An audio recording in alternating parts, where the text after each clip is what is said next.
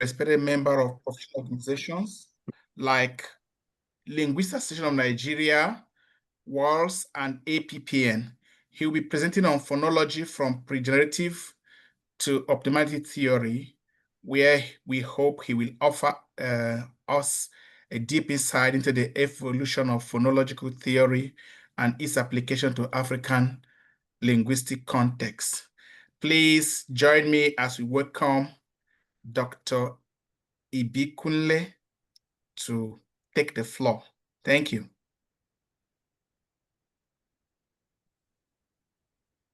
Thank you so much. Good morning from here.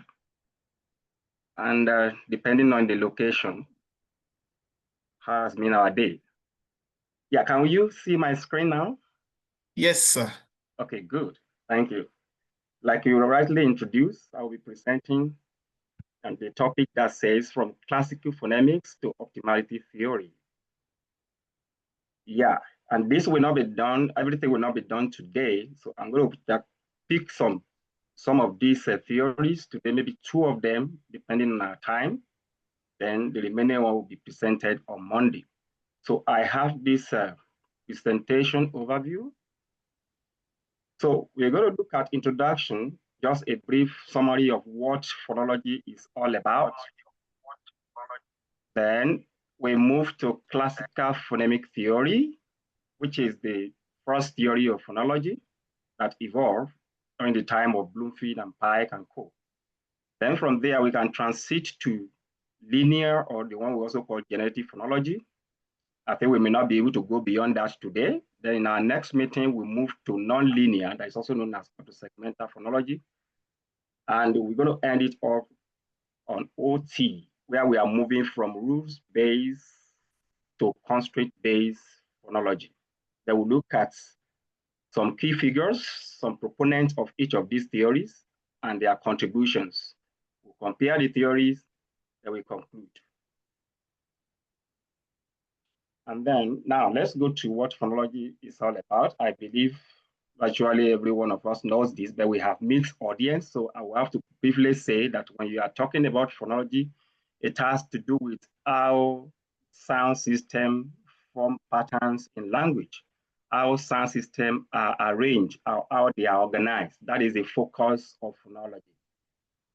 So the central question has been that what are those things that actually constitute sound system? How do we represent them phonologically in terms of human knowledge? Then the 2 major shifts that we'll be looking at in this theoretical approach that we are talking about.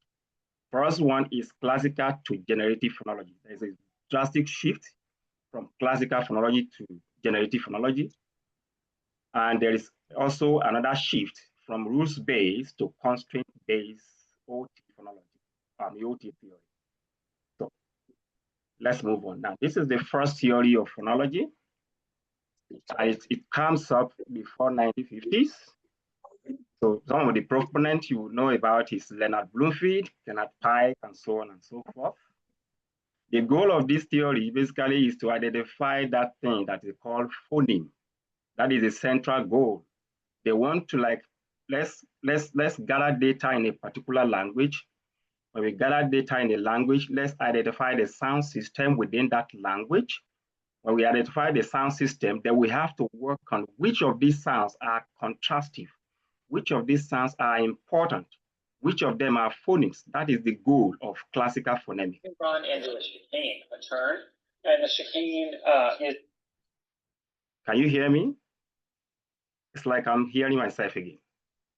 Yes, we can hear you, sir. Yes, we can. Okay, thank you. So the focus is just like surface phonetic forms. That is the focus of classical phonemic. We are looking for the surface phonemic. Classical phonemic does not deal with anything on the line, doesn't care about what is on the line. It cares about the sounds that are produced by the speakers of a particular language, then gather those sounds, then make some analysis by doing what? By finding out which of these sounds are very crucial. By being crucial, we mean which of them are phoneme.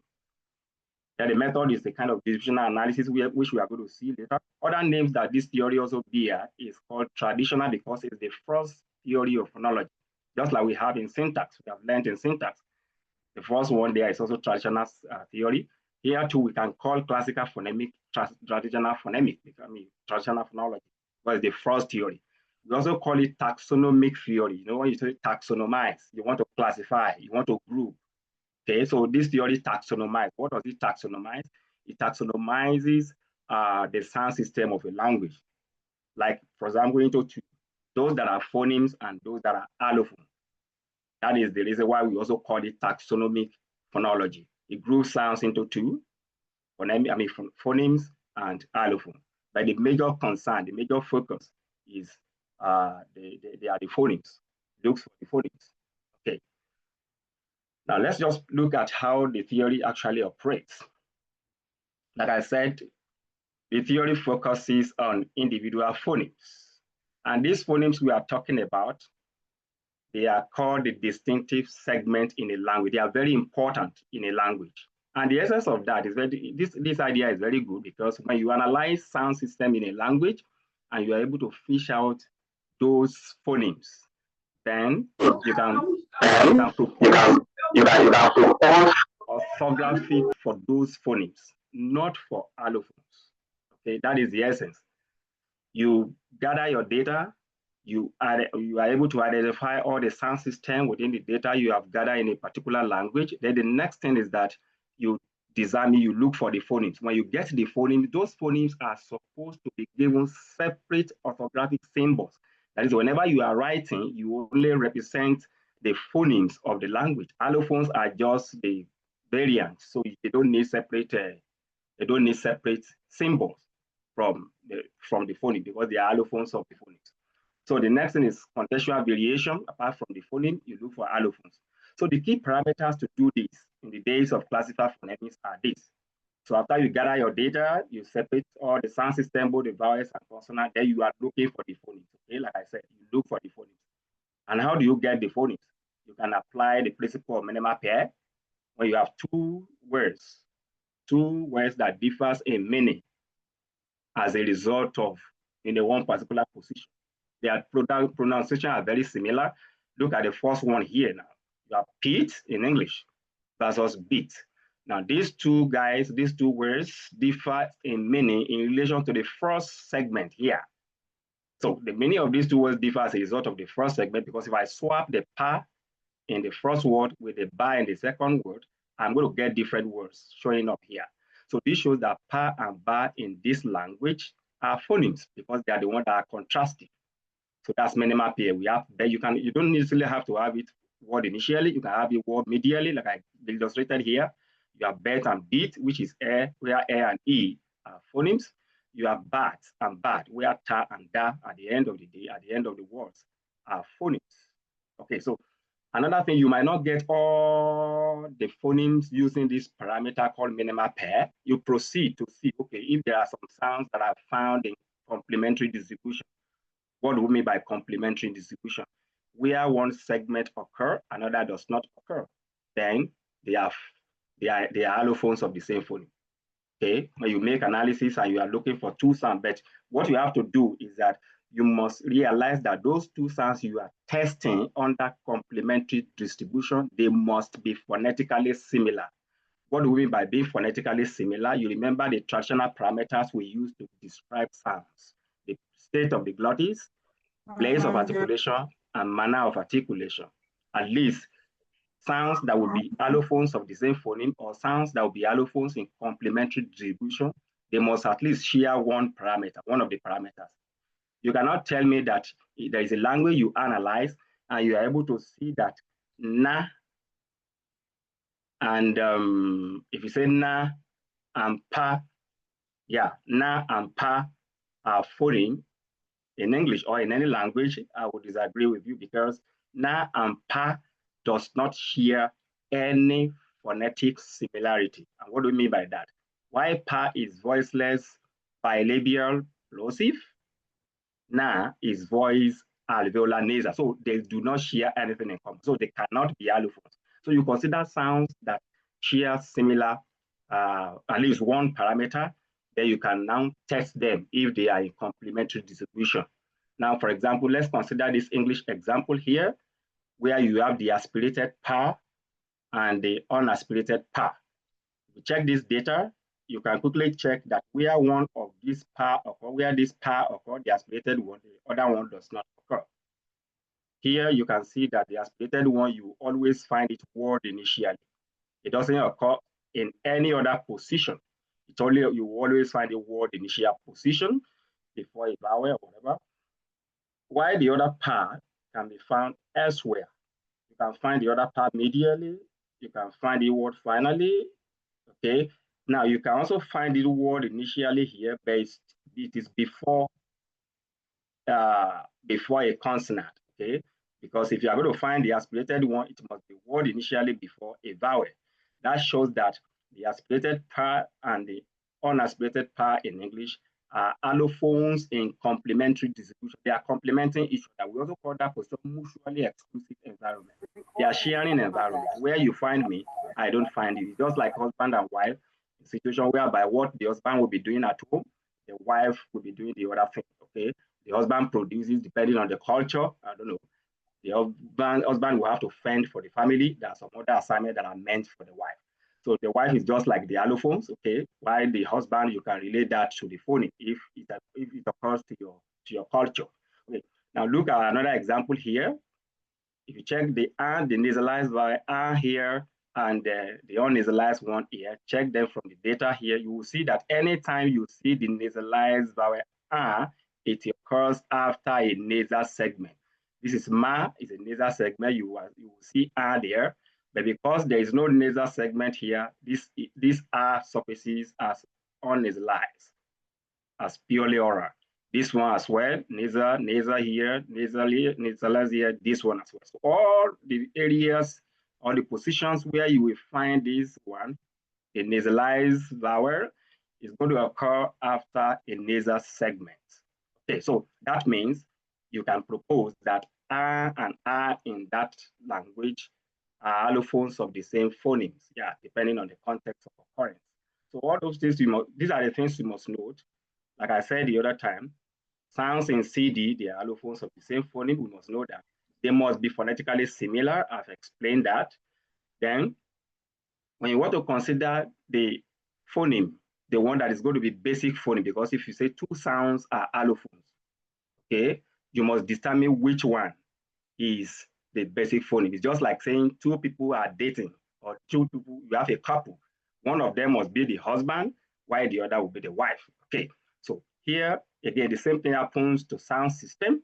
You want to determine which one are you going to choose. Unlike human being, you can easily say, oh, I can see this person is the husband, while this one is the wife.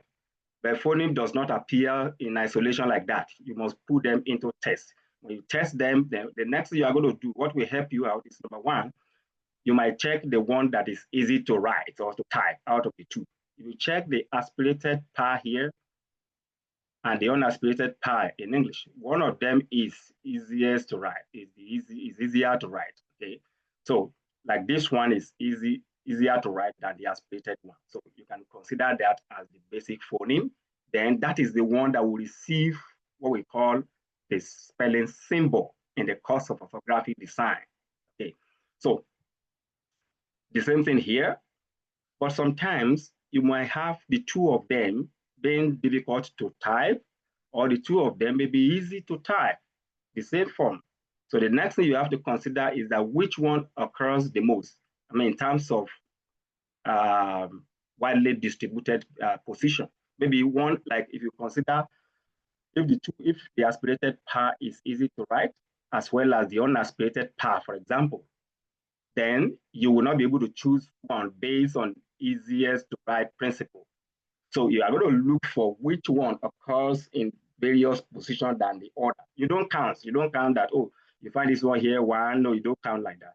Check the position. For example, I can only tell you one position where the aspirated pa occurs. And that position is word initially before vowel. That's all. That's one position. I will not count part as one and this one as two. No. The position here is different. I mean, it's the same thing as the position here. Yeah, the part here and the pit here tells about one position where aspirated part will occur. But the unaspirated part, this is a position. It's word medially, okay? This is another position, word finally. So here is also another position, word initially before consonant. So it has 3 positions where it occurs. So it wins. Okay, let's move on because of our time. Then you have to know that speakers of a language only recognize the phonemes, not the allophone. Like speakers of English will never consider this as part of their sound system. That is this aspirated consonant. Speakers of English do not recognize this aspirated one. But the linguists recognize it, they produce it, they know that the speakers produce it. But the reason why they don't recognize it is because it cannot change the meaning of 2 or more similarly produced utterances. If you get here, if you like, aspirate this one in English, it will not change the meaning of this word. If you like, aspirate this one, you know what we call aspiration, that is the puff of air that accompanies the release of a plosive. So if you like, do map, just pop your ear, puff air here on this part, it will not change the meaning of this word. So the native speaker does not know that, oh, there is a sound like this in a system. But because the reason is because this sound is not important, it's not contrastive, it's not a phoneme. Okay. Another method you can use to discover which sound is a phoneme or allophone in a language is called free variation, when you swap 2 sounds in the same position and see if the meaning will change, like I've just said. Okay, here in Tiv language, you have odle and odre, that means food. If you swap the L here with the R here, the meaning will still remain food. That shows that La and Ra in this language are allophones of the same phoneme. The same language, if you swap La and Ra here in this word, Epandla and Epandra, and so on and so forth. That's highway. So that's allophone, C allophone in free variation. Okay, so the last thing you could do is to consider analogous environment. When you say sounds are in analogous environment, where you find one, you can also find the other one.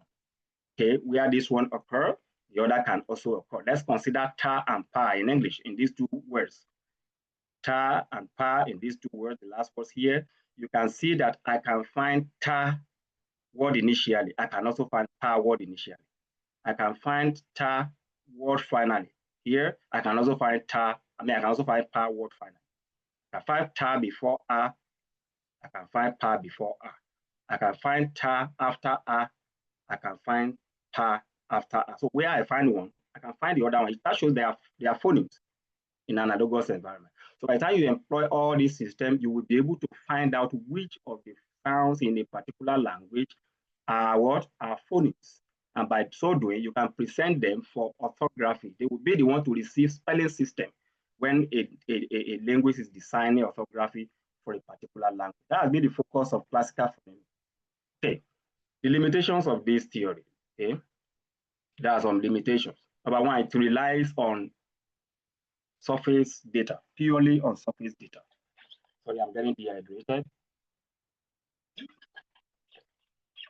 Yeah, it doesn't look for underlying form of anything, just get data from the field, then begin to work on that. You don't go beyond what you hear on the field. Then another thing is that this theory cannot handle underlying representation, like I've just said, because it's relied mostly on surface data. For example, look at absolute neutralization. Absolute neutralization, where a particular segment disappears at the surface phonetic level at any context. Yeah, there are contextual neutralization, where a segment will disappear at a particular position, like German data, where a voiceless sound becomes voice, why a voice segment is devoiced at the word final position. That one is contextual.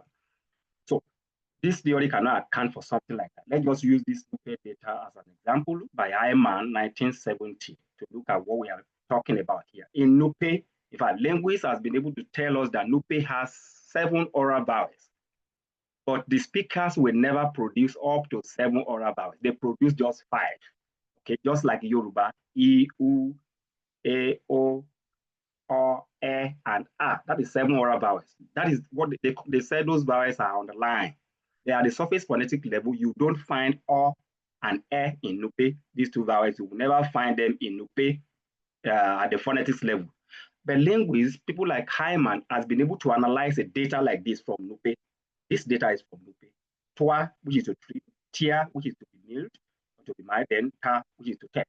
Now, the question has been that in the course of analyzing a data like this, why is this vowel ha labializing this ta, deep rounding posture on this ta, and the same vowel a is palatalizing this ta, but here it does not do anything.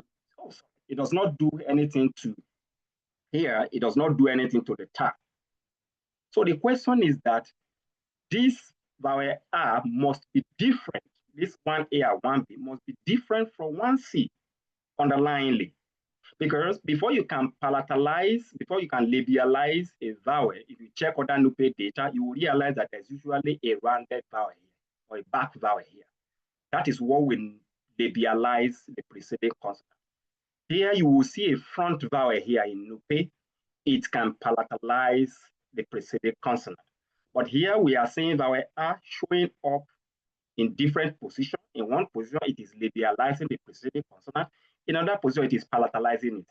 Hyman was able to show that, underlyingly, this vowel A is up. That is why it firstly does what? It firstly labializes this ta, and after that, it neutralizes into A. Okay, absolutely. Anywhere you see vowel or underlyingly, it will change to this and probably labialize the preceding consonant. Then the same thing happens here. Hyman was able to reconstruct this vowel R in B and show that underlyingly the air is here. But at the phonetics level for the speakers, they would change it to A. That is absolutely, it will neutralize to A. Then here, this is in C, that is where you find the original vowel A. It is still underlyingly as vowel A. So, but it doesn't, all this one for the classical phonemic cannot do that because it doesn't go beyond what it hears, what you hear from the field, go back and begin to analyze. You don't think beyond the phonetics level. Okay. It cannot handle language puzzles. It lacks explanatory power, like we heard from syntax. There are some external justification of theories before a theory can be admitted to be theoretically to be to be viable. It must pass those tests. For example, you talk about observational adequacy, descriptive adequacy, and explanatory adequacy. This theory cannot account for all those states, cannot explain, it doesn't have explanatory power. Then it cannot even tell us how children acquire language. It can't tell us how, it cannot account for defective utterance, neither can it even account for native speaker intuition. Another thing is that it violates by uniqueness principle. I'm going to tell us about this principle. That principle, briefly in summary, it says that when you have analyzed a sound as a phoneme in a language, that same sound must not be reanalyzed as an allophone in the same language. If you do that, you are violating by uniqueness principle. So, for example, let's take, for instance, this data in 2 and 3. In 2, I can see that seal and zeal constitute a minimal pair. And that shows that sa and za are phonemes in minimal pair. That is in English. The same English, if the classical phonemics proponents are introduced with another data from English like this, they're still going to analyze this one as, okay, though, this sa, the same sa and za you have analyzed as phoneme here in minimal pair. If you get here, you see them again, they will analyze this one as though za is occurring after voice segment, sa after voiceless, za after voice, sa after voiceless. It means you always find za after voice segment, while sa after voiceless segment. Okay, that shows that they are allophones in complementary distribution. Don't forget, they have firstly been analyzed as separate phonemes. But here again, the same English language, you are saying they are allophones. Sorry, allophones. This should be allophones, please. It's a mistake. So sa and za are allophones in CD. Okay, not phonemes in CD. There's nothing like phonemes in CD. Apologies, please. So sa and za are allophones in CD here. The same sa and za that have been analyzed as phonemes. So that is contradictory. That's what Ibikunle says you shouldn't do. You can't do that. Okay, so that is, those are the challenges or limitations of classical phonemics. Some of them, not all. Okay, let's transit this time around. Let's now go to generative phonology. Oh, okay. Sorry. Basil is raising hand. Yes. Okay, Someone is asking to be Okay. reminded of what MP means. Okay, minimal pair. Okay. I'm sorry.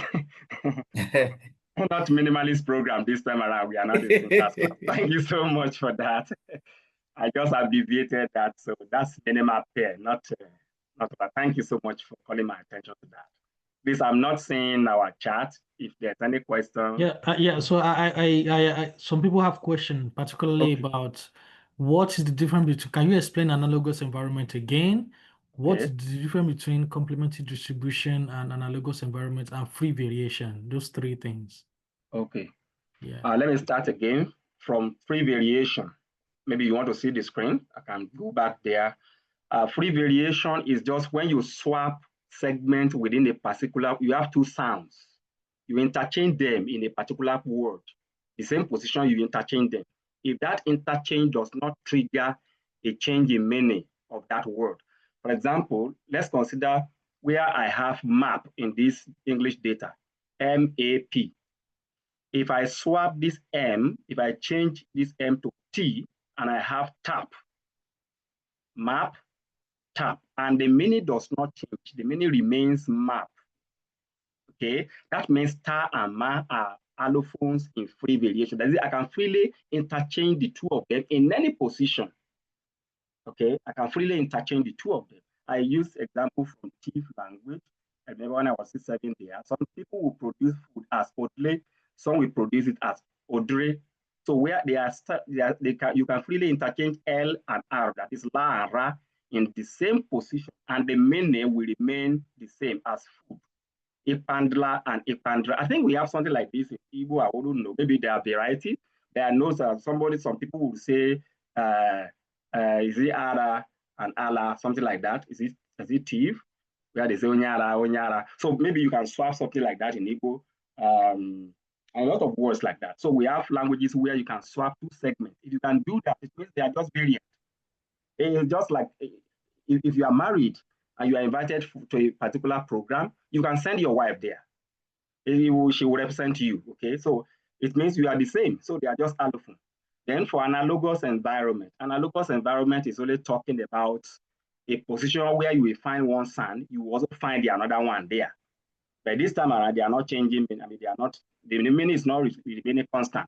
I use this term as an illustration here, where you have tap and parts. And I said, consider the term par in this data. You realize that wherever you find tar, you will find par. That is purely analogous.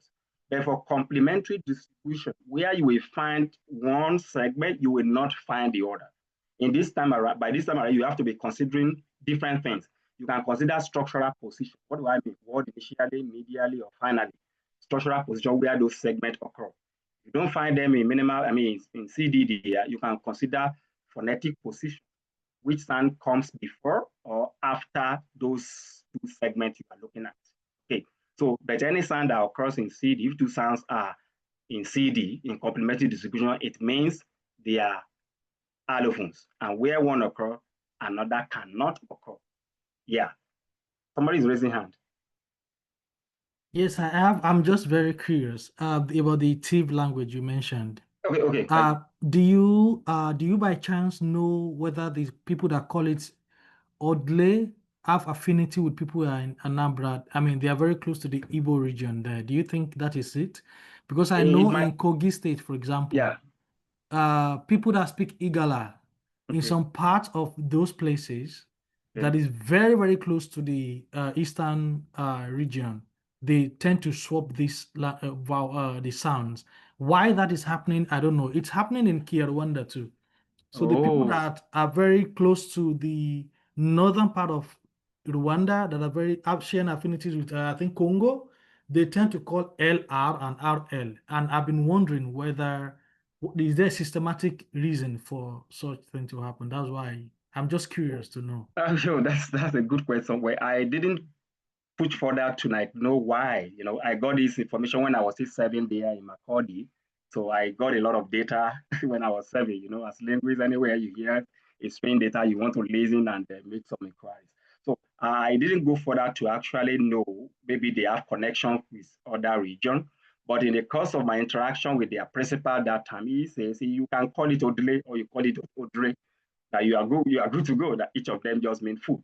In fact, E and A, the two vowels E and A, they also swap them. They say V so ayulove or V so ayulove. It means the same thing. I love myself, you love yourself. So they just swap segments like that. But I didn't just bother to like inquire further who are those people producing this. But the principal, who is an aged person, will tell me whichever one you say, it's okay by them. So I discovered that, this is just the example of free variation where segments can interchange position without causing a change in meaning. Yeah, that's a good point. I think next time I'm faced with such data, I might want to like confirm where things are coming from. Okay, Hans Astiho. Yes, sir. Mr. Basi. Okay, someone is asking if you can explain the violation of bi-uniqueness principle, just a little, to explain it again, like he didn't get it. Oh, okay, thank you. Bi-uniqueness. Okay, thank you.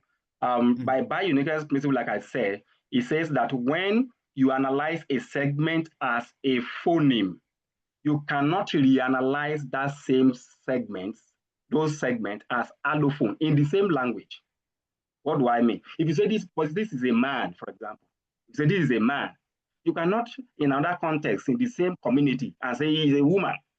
That's just it. Okay, so for example, I said, if you are faced with a data, if a classical phonemics is faced with a data like this, the best they are going to do is to tell you that in seal and zil, sa and za are phonemes in minimal pair. That's why I wrote MP here. I'm sorry.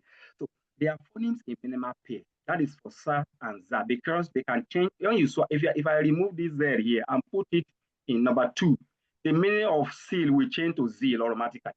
That shows that it can cause a change in meaning. It's contrastive. So that means, according to the classical phonemics, they are going to analyze this one as phonemes in minimal pair.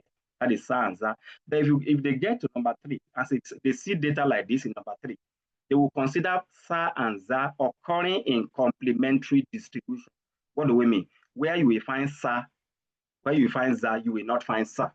Of course, when you check this data very well, you always find za after voice segment. This guy is voice velar fricative, voice velar plosive. The bar here is voice bilabial plosive. But for sir, you always find it after voiceless segment. Ta here is voiceless alveolar plosive, while pa here is voiceless bilabial plosive. So the same sa and za that this language, that this theory has been able to analyze as phonemes is now being reanalyzed. I'm sorry, I talked about this. This is the allophone. This is a bad mistake. It's very crazy. So it's now being reanalyzed as allophones in CD. That is contradiction. It's contradictory as far as by uniqueness principle is concerned. You analyze 2 segments as phoneme in a language. In the same language, you are reanalyzing them as allophone. That's not allowed. Are we clear with that? Is there any other question? Yes, the difference between free variation and let me check, I'm sure of it. Metathesis. Metathesis. I don't know if I got it. I'm sorry, I'm just getting dehydrated because the weather is changing drastically in my side. Okay, so when we get there, you know much about metathesis, but I can briefly summarize that. Free variation, you are just changing in the same position. The same position. That's where you swap 2 segments. It's unfortunate I didn't write these 2 segments under each other, but you can see that after da here in this stiff language, you see a la, but after da here it is ra. The only difference between these 2 words is that one has a la and the other has a ra. Don't forget the same position between da and a, between d and a. That's where you have la and ra. But the fact remains that that does not change the meaning of these 2 words. They all remain food. If you like, say Odle. If you like, say Odre. Now that shows that they are allophones in free variation. But when you are talking about metathesis will just swap the two segments. We are still going to mention that when we get here. For example, if I want to metathesize here, I will only change L back to the position of da. Da will go back to where L is. So I've metathesized. It's called spoonerism again. But there's a man called Spooner. He swapped things. For example, if I want to say there is a young chap before one of my friends' brother, there was a time he wanted to say Agbado, which is maize in Yoruba. He said Adagbo. Okay, that's Adagbo. He says Adagbo. That's metathesis. We change the da and da's position, just swap their position. It's just position swapping. It's a process, but it's usually accounted for under defective utterance. It's common to defective utterances. People swapping segments. It can happen to anybody because performance level is full of errors. When we get there, we explain better about metathesis, but I think that might throw more light on metathesis. Just swap segment, change their position. The same word, segments that are arranged in the same word, change their position. You are not bringing in a new one. In this Odle, for example, and Odre, you are bringing in a new one in the second part. The first part does not have a ra, but in the second part, you are changing la to ra. That is what we call, you are changing la to ra in the same position. That is what we call free variation. But in metathesis, in the same word, just change, you can move O to A position here, and A will go back to O position. That's metathesis. Okay, let's move on to, or are we still having questions, or we just move on to the next theory? Okay, by 1960s, things began to change drastically by the work of Noam Chomsky and co. He started proposing how theory should behave. At least you must be observationally adequate, you must be descriptively adequate, you must be explanatorily adequate. And from then, he wrote a book called The Sound Pattern of English with Halley. So in that book, they have that's just a generation of this theory called generative phonology. That's where it began to show up. And in that paper, they made us to realize that when you are talking about utterances, they consider utterances as bundle of unordered features that are arranged in an ordered sequence. Okay, that are arranged in an ordered sequence. What do we mean by that? They are trying to characterize utterances. When human beings speak, when you make a word, when you produce a word, that's a particular utterance, like the word big in this word, big, B-I-G. Okay, so this is big. They characterize this big as a bundle of unordered features. What do we mean by unordered feature? Each of these segments has features that we call distinctive features. When we get there, you understand better. This bar now has a lot of features. I just brought in 3 of them: plus voice, plus lab, minus nas. That is a voice segment, is a labial segment, is non-nasal, is oral. This one also has its own feature. This one also has its own feature. That's bundle of unordered feature. What do we now mean by unordered features? These things here, you can arrange them the way you like. If you like, firstly bring minus nas before you bring my plus voice and make plus lab the last thing. You are still referring to back. If you like, change everything here. The one that appears first, make it the last. You are still referring to E. Do the same thing here. You are still referring to ga. That is what we call unordered feature. These unordered features, they are bundles. But they now say they are arranged in an ordered sequence. This is the sequence we are talking about. B, I, G. So each of these bundles are arranged sequentially. If you change the bundle here and make it the last word, the last bundle, change this bundle here to this place, this word will change to give. So the sequence of the bundle, everything here, everything here, everything here, must be sequential. They must be sequential. If you swap anything, but you can swap the features inside the bundle, but you cannot swap the sequence of the segment. If you swap the sequence of the segment, the word will crash. It will not bring out what you intend to say. That's why what they call utterances. okay, a bundle of unordered feature. These features inside the bundle here is unordered, and that are arranged in an ordered sequence. You must, if you want to bring out the meaning big, this bundle must firstly come before this bundle, before this bundle. If you bring this bundle back and swap the bundles, there will be a problem. Okay, that's the way they characterize utterance, because now they are moving towards explanation and how human beings speak and things like that, and what is constituted at the underlying form.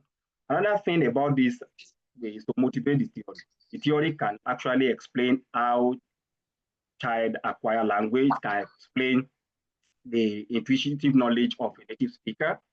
It can tell you how a native speaker will actually address his language or account for some stuff. It also captured defective utterances. It can explain defective utterances. I told you the other time, look at this one.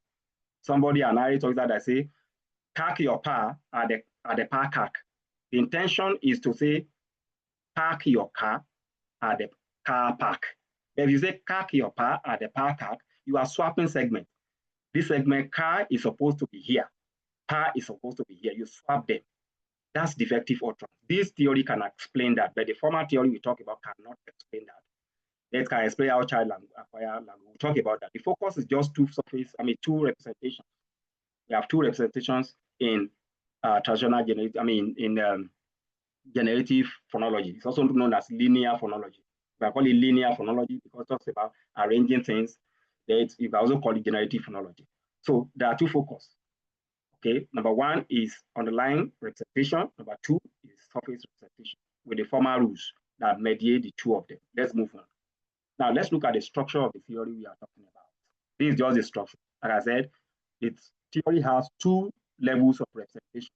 The first one is underlying representation that I term UR here, underlying representation.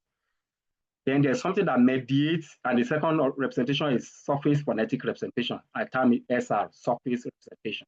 Something mediates between this surface, this underlying and surface representation. That is phonological rules. Don't forget in syntax, you have similar thing where you have deep structure here. It's very close to what the Chomsky also called deep structure here. This is like your transformational root, thank God we just did syntax. And this is like your surface structure in syntax. So it's more or less the same thing. But here in this one, we are looking at segments, not the whole bunch of a construction. Okay. So now, what do we mean by underlying representation? I'm going to briefly summarize them. Underlying representation is that thing that is abstract in you. In fact, it is so abstract that when you keep quiet, you know some things about your language. We'll be talking about lexicon. So it's also similar to your competence level, okay? It's just like an input, but in OT, we don't call it underlying representation again. In OT, we call it input, okay? So that particular underlying representation is the abstract level of knowledge. It's abstract, it's not something you hear. It's in the mind of the speaker, okay? Another thing about it is that at the underlying level, segments are still in their original position. The issue of metathesis that we are talking about has not happened. The segments are in their original position. There's no deletion, no assimilation, no insertion of anything at the underlying level. I've given you one example in Yoruba. This is Oni Ewe at the underlying level. But Yoruba will never speak like that to me, owner of leaf or seller of leaf. You will not say Oni Mori, Oni Ewe. They will just know that you are just learning the language. But somebody might laugh at you because this is just underlying form. You don't produce this in allegory speech, in fast speech. This is going to be Elewe. But in underlying is only a way. That's what you have in mind. But when you want to speak, you might produce another thing. And one thing will lead to that thing called phonological rules. Another thing about underlying representation is that it's free of error. Okay, you don't have errors there like the surface phonetic representation where performance is being carried out. So another thing is that when you want to show an underlying representation form, you must use band brackets to enclose the materials, like I did here. Okay, like I did here, this show is underlined. Okay, now, then another thing about the line representation is that it is controversial. Dr. Bassi is raising hand.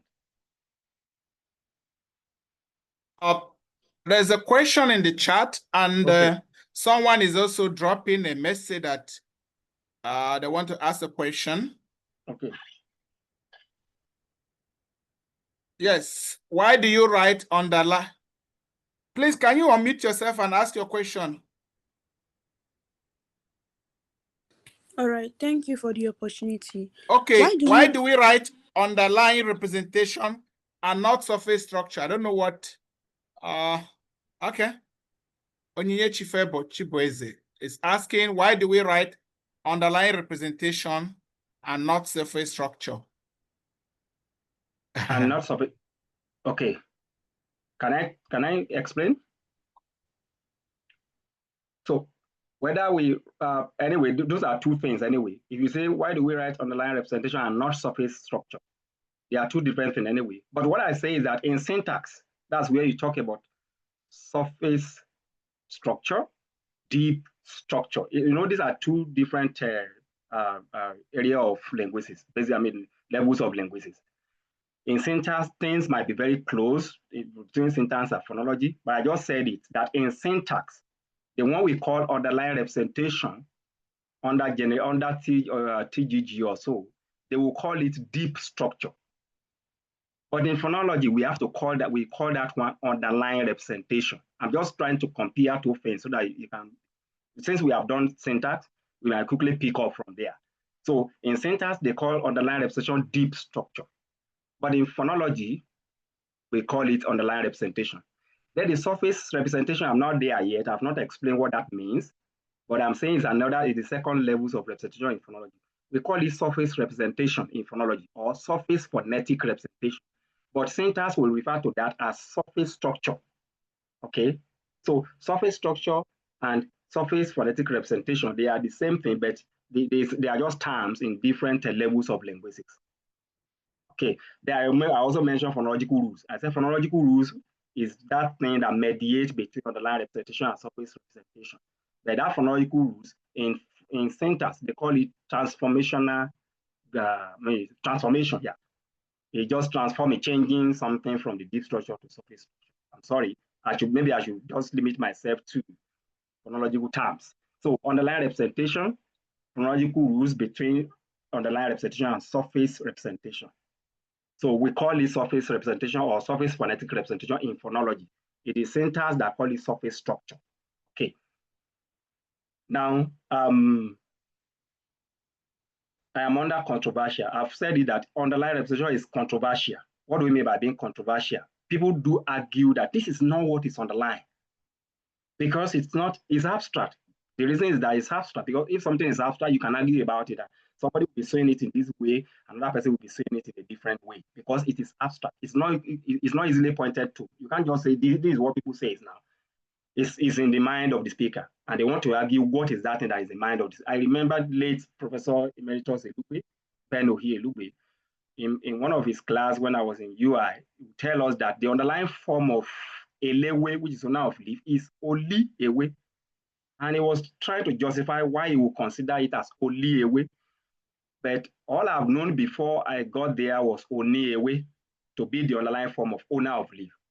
By the time we asked question about why do you consider it as oli ewe and not oni ewe, he moved down to tell us that if you have oli ewe as the underlying form, you use just few rules, 2 rules to move from oli ewe here to elewe. Just few rules. In fact, 2 rules. But if you consider oni ewe as the underlying form, you are going to apply 3 rules. We are going to see it when we get to the last data you are seeing here. This is the form. Because if you consider only ewe as the underlying form, you will not need the process of denasalization that will change this nasal to a la. You don't need that. But speakers will tell you that even the fact that we call it underlying form, it must be a form that you hear, that you can hear. That speakers of Yoruba will never say oli, that this oli will never surface. So other scholars will say it is oni. Why? Because we can have word like onibata. We hear people say onibata. Nobody will say olibata. So the argument, anyway, it depends on where it pushes to you. Another form is agbari, which is score. Some people will say the underlying form of agbari, your score in Yoruba, is igba ori. Igba means calabash, ori means head. Another people will say agba ori bare of the head. So these are the different ways by people just try to conflict when it comes to underlying form in phonology. Another thing you will hear is this. Gbagbo means belief, to believe in Yoruba. Some people have said this word, underlying form of gbagbo, is gba igbo, that is accept hearing. That is accept what you hear. Accept hearing. Some people say that is the underlying form. So you don't delete a vowel there. Why some people say, no, it's not accept hearing. It is bo, ba, that is hear, accept. The belief is that you firstly hear something that is bo before you accept it. Before you accept it as ba. So you do metathesis. Somebody that was asking metathesis here.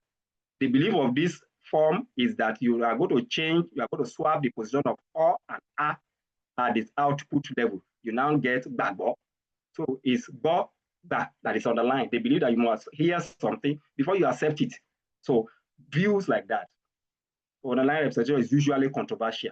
Now, surface representation, like for example, the underlying representation for Oniewe, if the underlying form of Elewe is Oniewe, at the surface level you have Elewe. Okay, now, those things we have to know about surface representation are these. Number one, it is the level of performance in syntax. When you are performing, you are actually, like the way I'm doing now, I am already at the surface representation. When you begin to activate the language in your mouth or in writing or anything, you are performing. So it's also known as concrete level because we can see, you can hear me the way I'm talking, but you don't know what is underlying in me. You cannot see that one. That one is abstract. But you can see, you can hear what I'm saying is concrete. Then they call it surface structure in syntax, like I've told you. There is also known as output. In optimality theory, they will call it output. We don't call it surface representation again. Now, this level is uncontroversial. Unlike what we're seeing here, it's uncontroversial. Then at that level, items are subject to change via phonological rules. At the surface representation, many things will have happened. Sometimes you have deleted some segments before it gets to surface level. Sometimes you have inserted, sometimes you have merged, sometimes you have swapped. Then it's prone to error, like I've said, a lot of error. It's prone to error. Where you see people making a lot of errors. I talk about car park. Then you use these brackets when you are referring to surface representation. You use what we call square bracket to enclose materials. So I try to come here to talk about phonological rules that mediate between the two levels of representation. Okay, phonological rules such as that will come from this process. They are different between phonological rules and phonological processes. These are processes anyway. But from these processes, you can generate your rules. The process of deletion, insertion, assimilation, metathesis, glide formation, all of these, they are modern. There are a lot of coalescence, a lot of processes like that will happen. They apply to underlying form to derive surface form. Okay, so I try to, but the argument is that they apply sequentially. If you have two or more, sometimes one must come before the other until you get to the final level. So let's see how Oniewe, that is in our mind, the mind of Yoruba speaker, let's see how it becomes Elewe. The first thing you are going to do is to elide this vowel E. You have to elide this vowel E before you can denasalize. I will tell you why. You don't denasalize before you elide. Phonetically, this E is nasalized in Yoruba. If you have One, you can't say Oni as a speaker of Yoruba, it must be One. So this E has is already nasalized. So in order to denasalize this, because this N in Yoruba cannot come before A or O, you cannot find a word in Yoruba that will have the pronunciation of no or ne, because A and O does not have nasal counterpart in Yoruba language. So this na cannot stand here. So if you delete this E, then you have Onewe when you delete this E. If you delete that E, this context is bad. Ne is bad in Yoruba. You can't have any word that will have this ne or have any word that will have this no, because A and O cannot be nasalized, because any vowel that will come after this N must be nasalized. And if it is not a nasalizable vowel, then the N will have to disappear.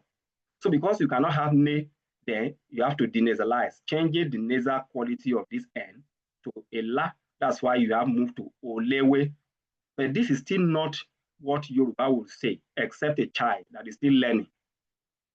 So you have to do cross-consonantal assimilation. You can also call it non-contiguous assimilation, where the A here will take its features across L and pass it on to O. So this L is consonant. That's why we say the feature of this A moves across L and goes into O. That's why we call it cross-consonantal assimilation. Then you are able to get to the final level. as elewe. Okay, so the belief is that you cannot do cross-consonantal first or denasalization first. It must be sequential. Another example is when you have car park. You don't need to be sequential here because it's only one rule that you apply. At the underlying form of somebody who has a defective utterance and says park, at the underlying form, he has the original form. Is not error, is error-free at the underlying form. So what is there in his mind is car park. It could be as a result of a lot of things can cause you to make error in the performance. Tiredness, the fear to talk to the public, maybe you are hungry, anything can trigger performance error. Okay, so you end up saying park. Okay, so you end up saying park, and you now produce this. People might laugh at you, but underlyingly, you know that was the car park. Okay. Now, in generative phonology, there's no how you talk about generative phonology without mentioning distinctive features. It's very, very crucial because that is what this theory is, a kind of device. A device, one of the devices that the theory is using to analyze the language and a whole bunch of stuff like that. So the distinctive feature, if you consider Ali and Clement 1983, they are needed in to actually do your rule format, to formalize your rules, to talk about things like that. Then under the C features, we go beyond phoneme. Don't forget, in classical phonemic, the phoneme is the smallest unit of language that you can describe. We are going to see that later. But under generative phonology, you can go beyond phoneme. Something is still under the phoneme, which are called distinctive features. Maybe I would just give you a brief definition of distinctive feature. According to this Halley and Clement 1983, I think page 193 or something like that, they said the feature are a sort of acoustic and articulatory features that are capable enough to define and distinguish all the sound system used in the languages of the world. So they can distinguish all the sound systems that are used in the languages of the world. I will tell you how it's different from the previous parameters, the traditional parameters that we are using when we get there. Because in the previous parameter, we have 3 parameters for describing sounds. For example, for consonant, state of the glottis, place of articulation, and manner of articulation. But those 3 parameters are not enough to capture all the sound systems used in the languages of the world. So Ali and Clement brought the CD features that you can use to actually capture, no matter how similar those 2 sounds are. With the CD feature, you can tell about their difference. Okay, so when we get there, I'm going to show that.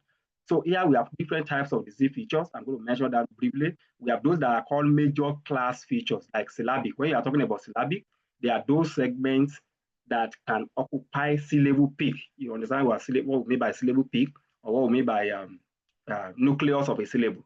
Okay, that is if you are using a tone language, that is where your tone can ride. Any word, any segment that can take tone, whether Igbo, Yoruba, or Hausa, any segment that can take tone is syllabic. You have syllabic consonants. Consonants are syllabic. Okay, so they occupy syllable peak. Then another thing is consonantal. Okay, all consonants, they are consonantal. Okay, except glide. There are two segments we call glide. They are neither consonant nor vowel. Okay, according to Professor Pitaru, he says that is ya and wa. Okay, ya and wa, they are neither consonant nor vowel. If they are minor syllabic, they are also minor consonantal. Why? Because they behave phonetically like vowel, but phonologically like consonant. We are not going to that now. Then sonorant. You have another group that are called sonorant. Sonorant, the way they act, they are those ones that give a kind of musical. Their production does not involve total blockage of the airstream. The airstream that is flowing from the lungs can freely move out like you are producing vowel, and they are musical in nature. So if you remove your all vowels are sonorant, for example, vowels, nasal, and a lot of stuff, but your plosive, they are not sonorant, they are called obstruent. Your plosive, fricative, affricate, they are obstruent, they are non-sonorant. Okay, so we have those that are called place features.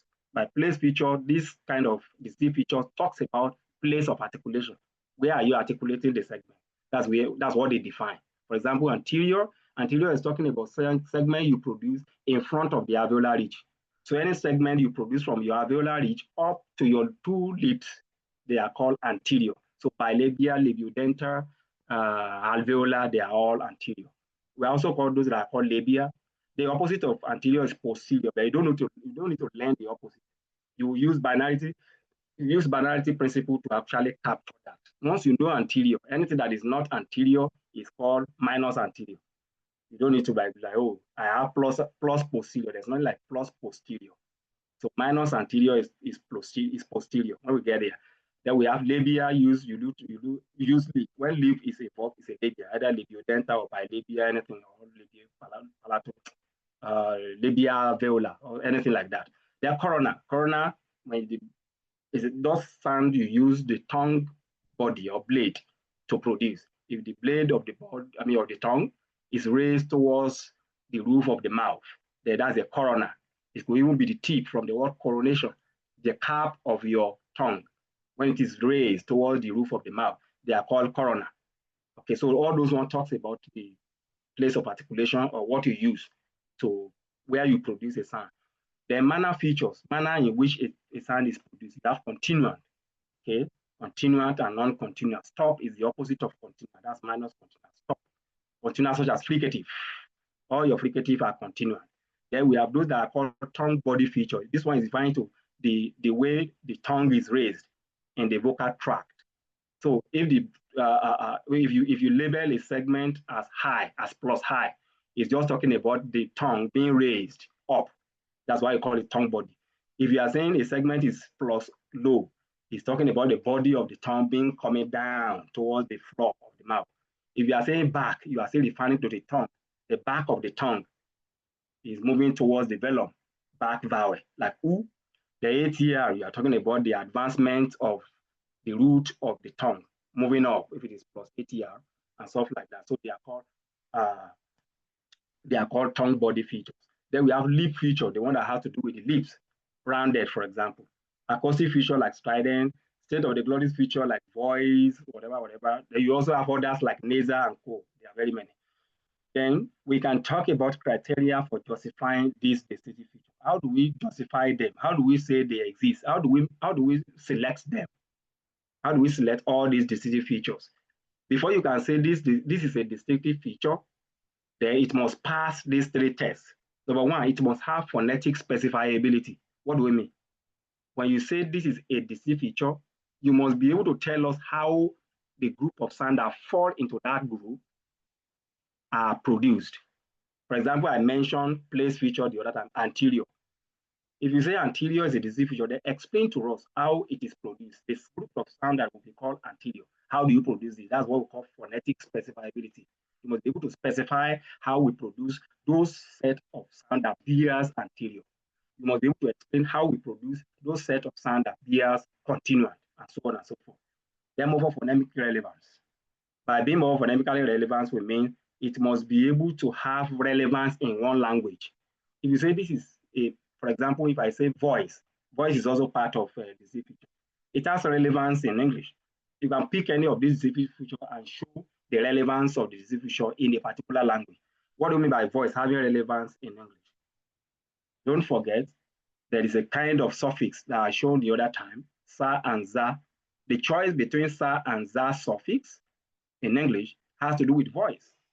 So it means voice is very important because we can see that in a language such as English, it is important. It has relevance. And I can argue for Yoruba, for example. Look at Yoruba. In Yoruba language, consonanta is very important because once a segment is plus, any word, let me say any verb must begin with plus cons. That shows plus cons is a very good disease feature in terms of morphonemic relevance. It has relevance in Yoruba. Any verb in Yoruba must be plus cons initial. There's no verb in Yoruba that will begin with a vowel. It must be. So it means consonanta is very crucial because Yoruba sees it and is using it in its system. And those are different ways by which you can justify, but not in one language. You can't justify all of them in one language. They can be justified in different kind of languages.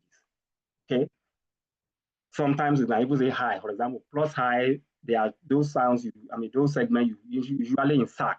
you usually insert in Yoruba. If you want to insert any vowel, it's usually going to be plus hives vowel, for example, like E or U. A lot of things to justify. Then binarity principle is what I was saying the other time. When you're talking about binarity principle, it's only about having two values, plus or minus values. Okay. If you say this is a decisive feature, it must be accounted for as being plus or minus. For example, if I say anterior, anterior can be plus anterior or minus anterior. And if it is minus anterior, that's talking about posterior. So you don't even need to say plus posterior and minus posterior. Well, binarity principle help us to reduce the number of distinctive features that we will have learned. Because all of these ones I mentioned here, they have opposites. But you might not even need to learn their opposite. Just say, once it is minus, that is the opposite of what we are talking about. So that's the function of binarity principle, to reduce it to a BRS minimum. Okay. Another thing you have to learn is just how is this thing even relevant to us? This is the feature we are talking about. How is it relevant in phonology? For example, I made mention of this fact that the traditional parameters cannot distinguish all the sound systems you have in the languages of the world. For example, in English, you have, or in any language, you could have this. This is a plain pa. This is a palatalized pa. Now, if you base your attention on the traditional way of describing sounds, which is state of the glottis, place of articulation, and manner of articulation, you will realize that you will not be able to distinguish between these two sounds because you only have three parameters. Both of them are voice in terms of state of the glottis. Both of them are bilabial in terms of place of articulation. Both of them are plosive in terms of manner of articulation. Now, you will not be able to distinguish this from this if you are following the parameters that we have been using, the traditional parameters. But with the help of distinctive feature, the distinctive feature will just tell you this is plus voice, plus anterior, both of them are minus voice, both of them are plus anterior. But how do you distinguish this from this? You can just say this is plus high. Yeah. Why? What do you mean? Any sound you produce in which the tongue body is raised towards the roof of the mouth is plus high. And this is palatalization. When you want to palatalize, it's just what we call an addition of e-coloring to a sound produced without to a non-palatal sound, so to say, yeah. Because you cannot palatalize a palatal sound. I wouldn't make it too complex here. What I mean is that if you produce a pa in the position of pa, the plain pa, it doesn't involve the tongue to be raised towards the hard palate at all. But this one, when you produce this one, okay, the difference between the two, when you produce this one, your two lips will be closed just like this, and at the same time, the tongue body will be raised towards the hard palate. Okay, that's plus high, as if you want to produce by E. So that's why this one is going to have plus high, while this one will be minus high. So the Z feature will be able to distinguish any two segments that are similar based on all those features. Another thing is that they make it easy for us to write phonological rules as brief as possible. If you want to write phonological rules, you can just use all those disease feature materials and put them inside your schema, and you are gone. As brief as possible, you will be able to do that. Another thing is that they define natural class of sound. That's the third relevance of the Z feature. What do you mean by natural class of sound or natural classes of sound? For example, it explains to us why languages behave the way they behave in terms of phonological process. I know some of us, majority of us will have been introduced to this data, A to E. Now consider the negative prefix here, the way they assimilate. These are called negative prefixes. They are possible, that's positive something. When you want to negate it, you can use IM, impossible, imbalance, and so on and so forth. All of these, they have negative prefixes in them. If any native speaker will tell you that they are the negative prefix, all of these. Now, the question is that why do we have the nasal segment, the consonant here as M? Why do we have it as N here? Why do we have it as Nga here? Why do we have it as the same thing here, the same thing here? The first thing that comes to mind is that the C feature can tell you why it happens like that. Apart from the fact that you have known these from the traditional view or something like that, the Z feature can be used to capture that. Now, those ones when you remove the negative prefix, consider the 4 segments after the negative prefix. Pa and ba here, ta and da here, ka and ga here, and so on and so forth. Now, this one from A to C, you will realize that after negative prefix, the consonants are minus continuant. I told us the other time that anything plosive is an example of minus continuant. You cannot continue plosive. Okay. Now, you now realize that, but for the other side, D to E, if you remove the negative prefix, you are going to have what we call sonorant. Any nasal is a sonorant. Liquid R is also a sonorant. L is a sonorant. In fact, sonorant are basically those sounds you can nasalize. You can nasalize them. A lot of sonorants can be nasalized.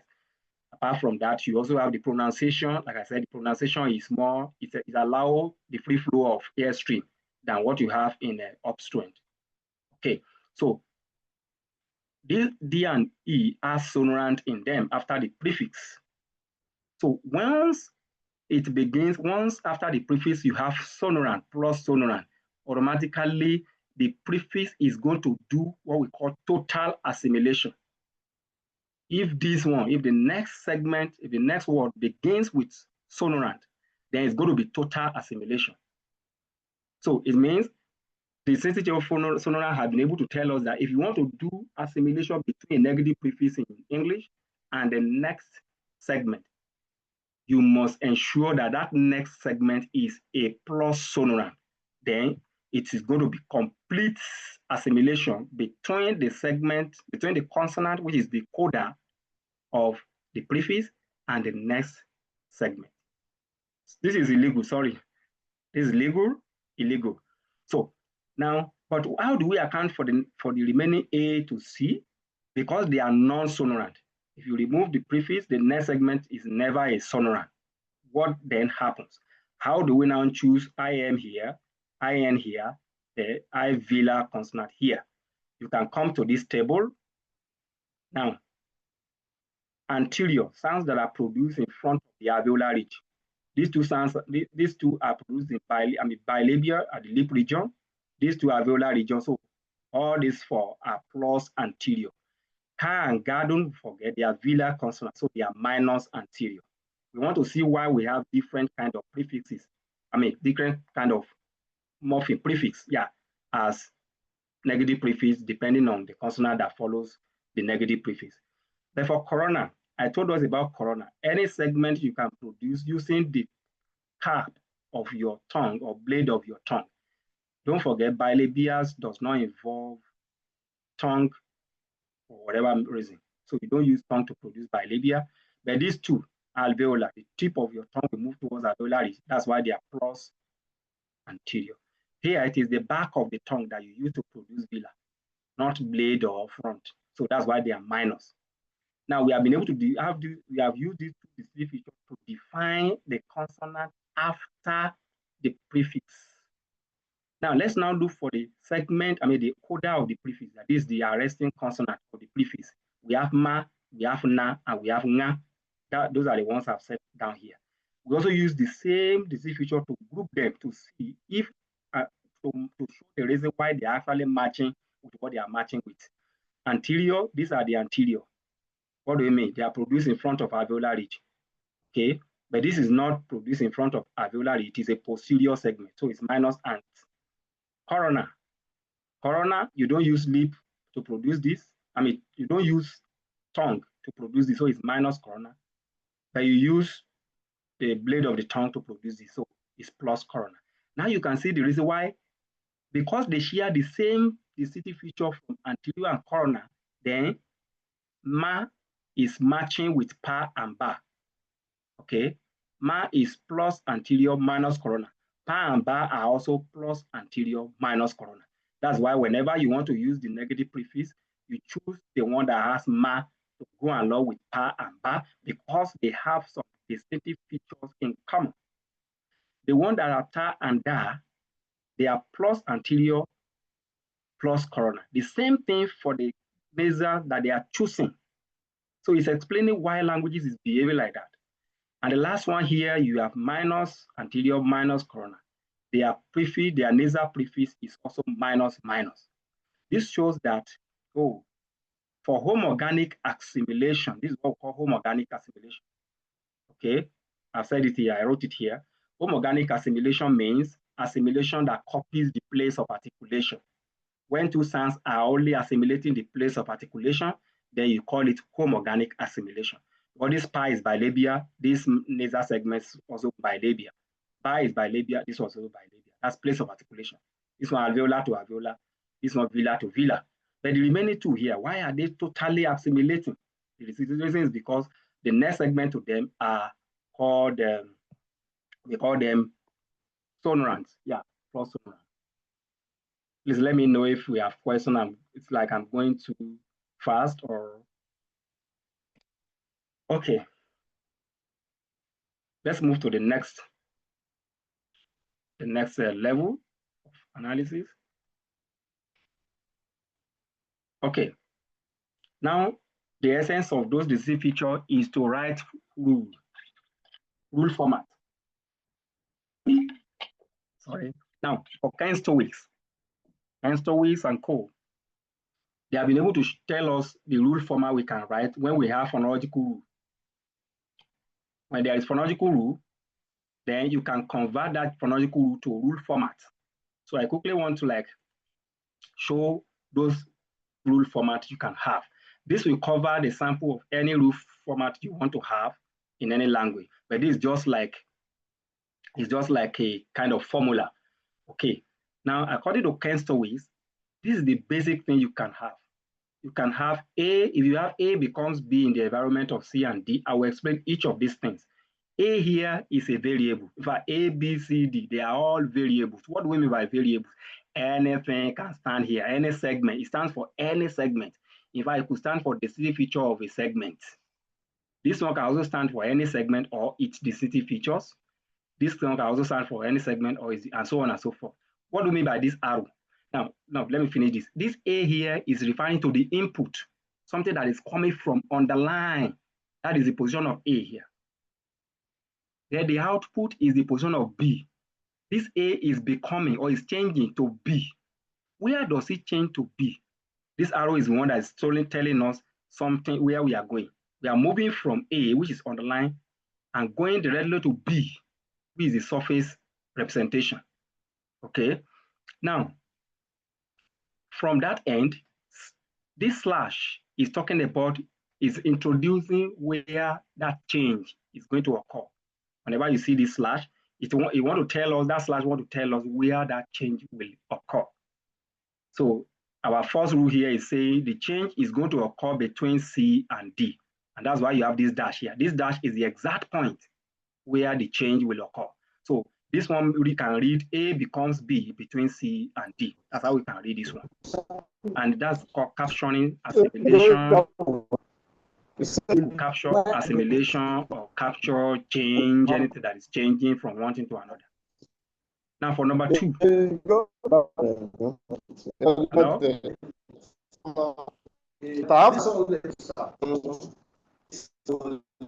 Are we there? Yes. I'm bad. Yes. Hello? Are we together? Okay. Now, let's move to the second one. This one, whenever the position of A is null, automatically it's talking about insertion. Don't forget, I told us the position of A is an input position, the underlying form. This one is saying there is nothing there at the underlying form, but something surfaces at the surface form as B between C and D. So you are inserting B. So nothing is there underlyingly, you are bringing in a new item between C and D. So that's why you can read insert B between C and D. That's how I should read that. Then when the position of B is null, that is the output position. When it is null, then you are talking about deletion. A that you have at the underlying level becomes deleted between C and D. Therefore, this one is saying A becomes B after C. There's no D here. So any of the position of these things, A, B, C, D, can be null at a particular time. So You can also have A becomes B before, this one will be before D, while this one is after C. The A can become B. If you see this hash before the dash, it's talking about word initial position. Okay, A becomes B at the word initial position. The A can become B at the word final. If you see the hash after the dash, you are going to have final, word final. And then A can also become B at the word initial position before D. It means there is something that, like I said the other time, that you have aspirated par in English, word initially before vowel. So it can read, this formula is capturing something like that. So maybe something, a par, the unaspirated par, that is plain par, is becoming aspirated word initially after vowel. So that is what this formula is trying to capture. So A becomes B at the word initial position before D. You can also have A become B at the word final position after C. Then the last thing you can have is A become B everywhere. This does not show a particular position. It can be used to capture what we call absolute neutralization, or the one we call context-free neutralization. Don't forget we mentioned that at the beginning, how classical phonemic cannot address neutralization. So it's just saying whenever you see vowel E, for example, in Nupe, anywhere I see vowel E, it will just disappear. Anywhere. It doesn't say after anything, it doesn't say before anything. So you can use this to capture absolute neutralization. So you can say A is becoming A everywhere I see it. So there's no specific position, either word initially, either I see it word finally, either I see it before a segment, or I see it before, or I see it after a segment. I must change A to A. Absolute neutralization that we check in Nupe the other time. Okay. So now let's just illustrate some of them. Like I mentioned here, you cannot empty the position of A and B. That's the only thing that can be emptied. The two positions cannot be empty at the same time. Just like you can empty C and D, you can't empty both A and B. The position of A and B cannot be empty. And I said when the position of A is empty, like in Roman figure 1, you are capturing insertion. But when the position of B is empty, you are capturing deletion. But if A and B are there, you are talking about change. Material is changing or is assimilating, whichever one. So now let's move to a sample rule format. I can read this out to read this. Don't forget, I talk about cross-syllabic as anything that can form syllable peaks like vowels, minus cons now is talking about a non-consonant, something that is not a consonant. So this should talk about vowel. What you have inside this box here is talking about vowel. Well, all vowels are minus cons. They are not consonants. That's what we mean. So we say a vowel becomes nasal. So this is the position of A. It has been occupied now with some materials. Though the Z feature, if you want to make it so simple, you can just have V here. In formal linguistics, we want to talk about the Z feature. So you can just have V here. This is the position of A. So that A, which is a vowel now, is becoming nasalized. This is the position of B. Okay, it's becoming nasalized. Where does it become nasalized? After a nasal consonant. Plus cons is talking about consonant here. Nasal is talking about something that. So this is a kind of nasal assimilation. After a nasal consonant, I will nasalize a vowel. This one, I've told us that once we don't see anything in the position of A, you are capturing insertion. I think I mentioned that glide is neither a vowel nor a consonant because of its behavior. It behaves like vowel phonetically, but behaves like consonant phonologically. So minor is a minor seal, minus con. That's why you're announcing insert a glide between two consonants. Minor C plus cons is a consonant. Okay. This one is capturing deletion because I told us when the position of B is null, you are capturing deletion. And what is going to be deleted here is a consonant. Minor C plus con is a consonant becoming deleted. Where do you delete it? It's just talking about you are deleting it at the word final position. And the last example we can use to illustrate is to see plus cons plus seal. When you see something like this, it's talking about syllabic consonant. This is a syllabic consonant, okay? Because it's plus cons, then it can occupy syllable peak. It can take tones and stuff like that.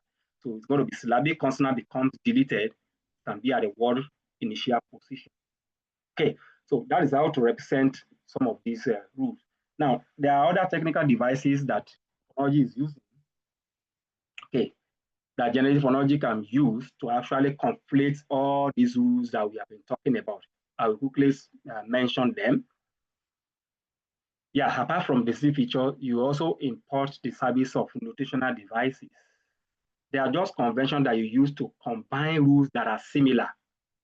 Like the rules we have mentioned here, all these 4 rules, if you have 2 of them that are similar, you can use any of these notational device to merge them as one single rule. Okay, if you check Somerset 1977 and page 137, talks much about what you do with notational devices. One of them is called parenthesis notation. You just use that one to capture something that is optional. It's not compulsory to have that element before that process takes place. If it is not compulsory, you put it inside parenthesis notation. I think we all know how parenthesis actually work in language, how we use it in language. Now look at this. I simplify this one by representing the position of A as V. This is vowel. A vowel becomes deleted. Let's assume you have these 2 rules. A vowel becomes deleted between 2 vowels. That's the way I can read this. But B says a vowel becomes deleted after a vowel, after another vowel. Now, if you check these 2 rules, they are very similar, though they are distinct. But if you check the input is the same, vowel. Even what they are becoming deleted, the same thing up to this point. The only difference is that the first one is saying between 2 vowels, that's what we call intervocalically. That's another name for between 2 vowels. Why this one is just saying after a vowel. So the 2 of them are actually capturing the rule of deletion. The only difference is just the context where the deletion occurs. So if they are similar like this, we cannot leave them like this as separate rules. We can now invite the service of notational device called parenthesis notation and merge them, conflate them, collapse them into single rule. So I can collapse these 2 now and say a vowel becomes deleted either between 2 vowels.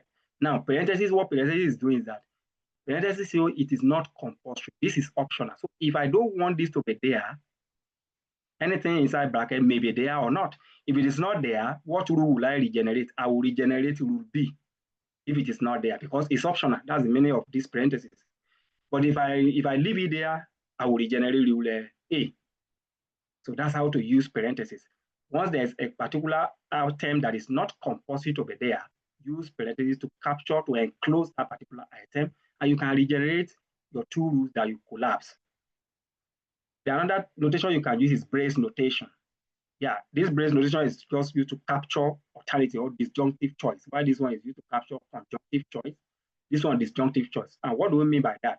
If you have 2 things that are alternating, it's either you are going to have this or this. If you must have one of them. That is the meaning.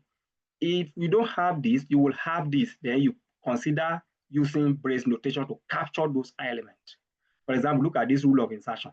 You are inserting vowel E between 2 consonants, this interconsonantally between 2 consonants. But the second one is saying you are inserting this vowel E after a consonant at the word final position. This rule shows that there is a kind of alternative between you having this C here. If you don't have C there for rule of insertion to take place, you must have this hash for the rule to take place in that language you are working on.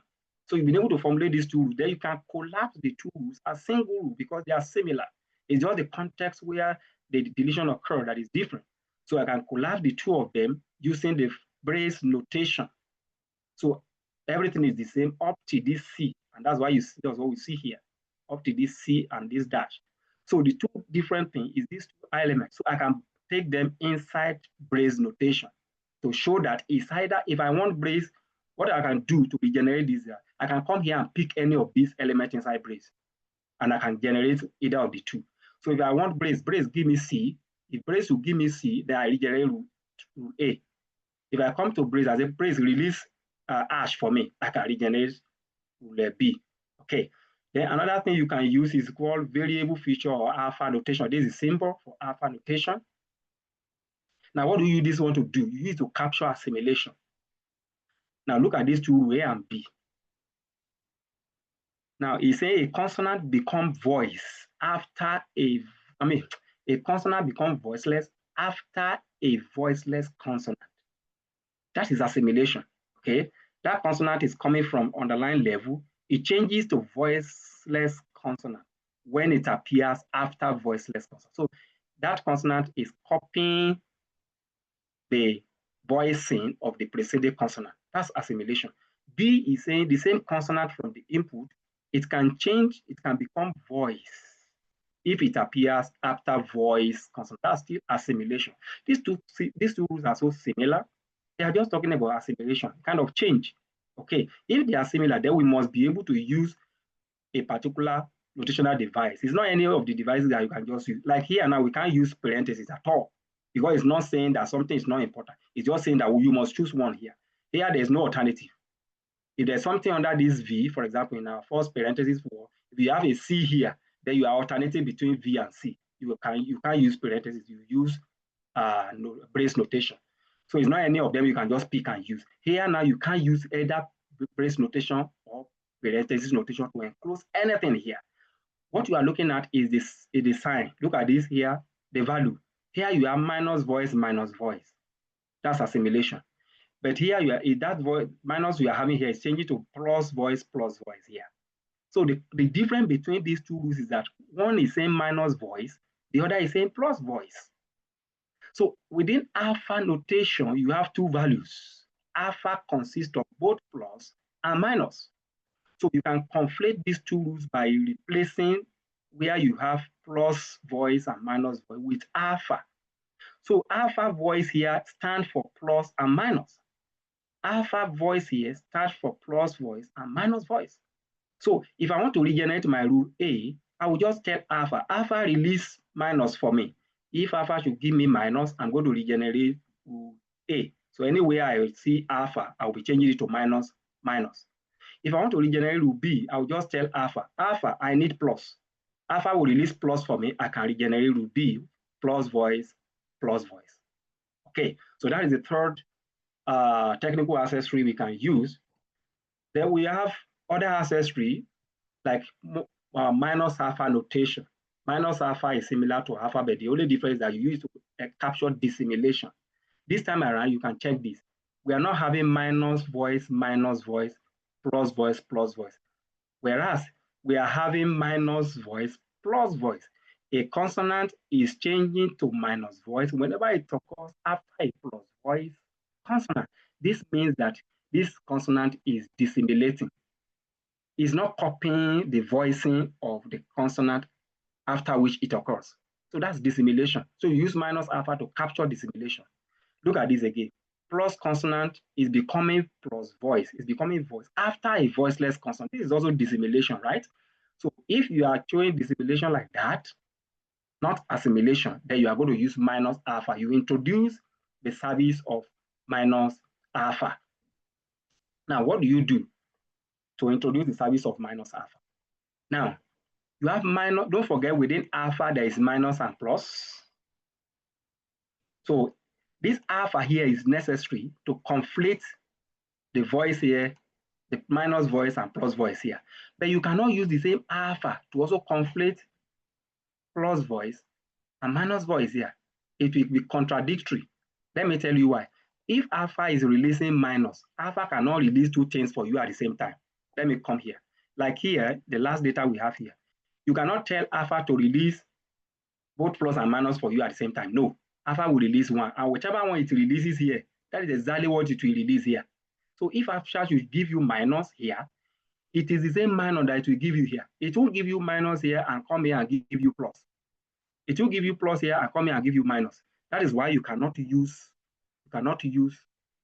alpha here. Because if alpha should give you minus here, it will also give you the same minus here. So you cannot regenerate any of this. So you need minus alpha. And what will minus alpha do? Minus alpha will give you opposite of what alpha has given you. Let me say, for instance, if alpha has given me minus to regenerate 1, automatically minus alpha is going to give me plus. So minus alpha is releasing the opposite of what alpha is giving me.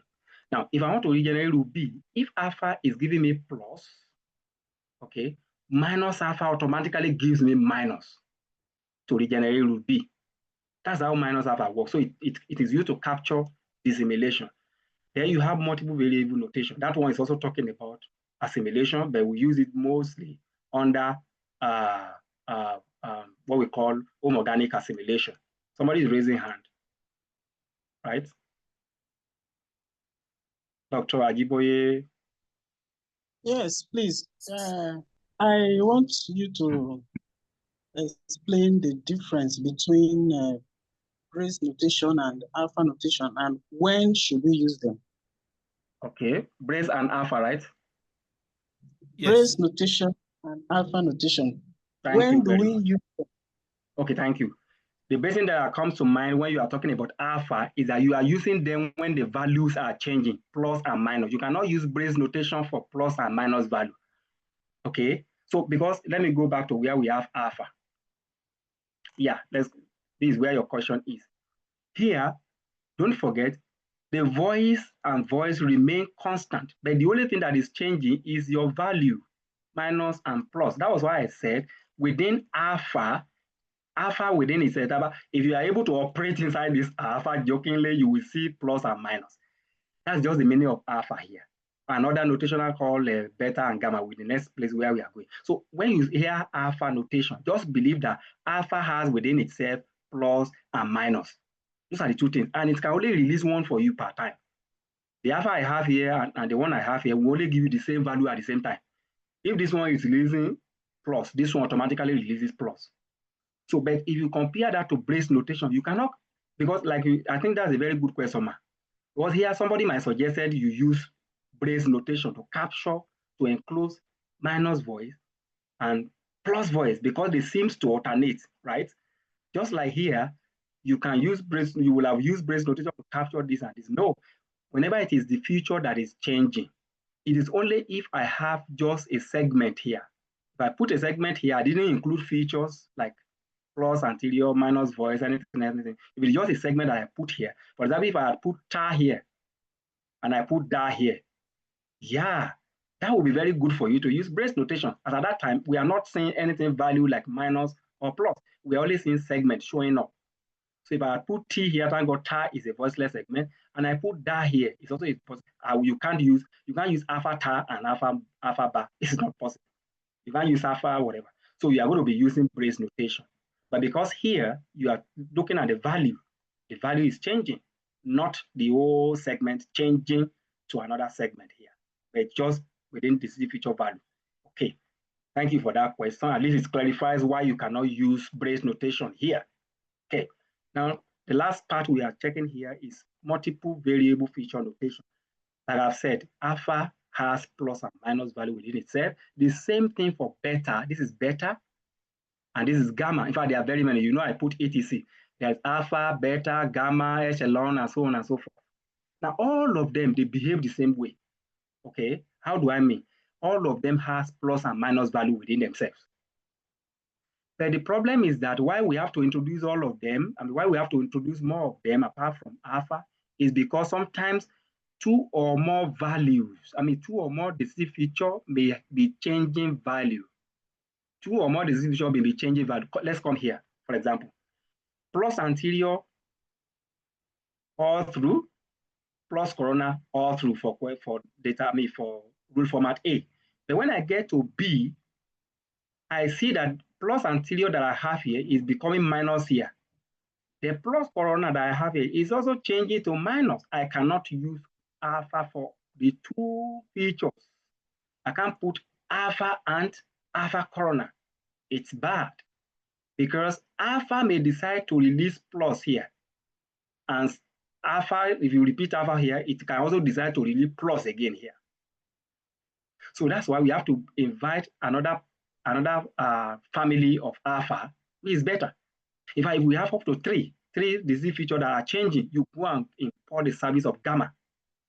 If you have up to 4, go to HLO. HLO is right like a voice palato-alveolar fricative in form of 3 like this. So there are very many like that. So you can't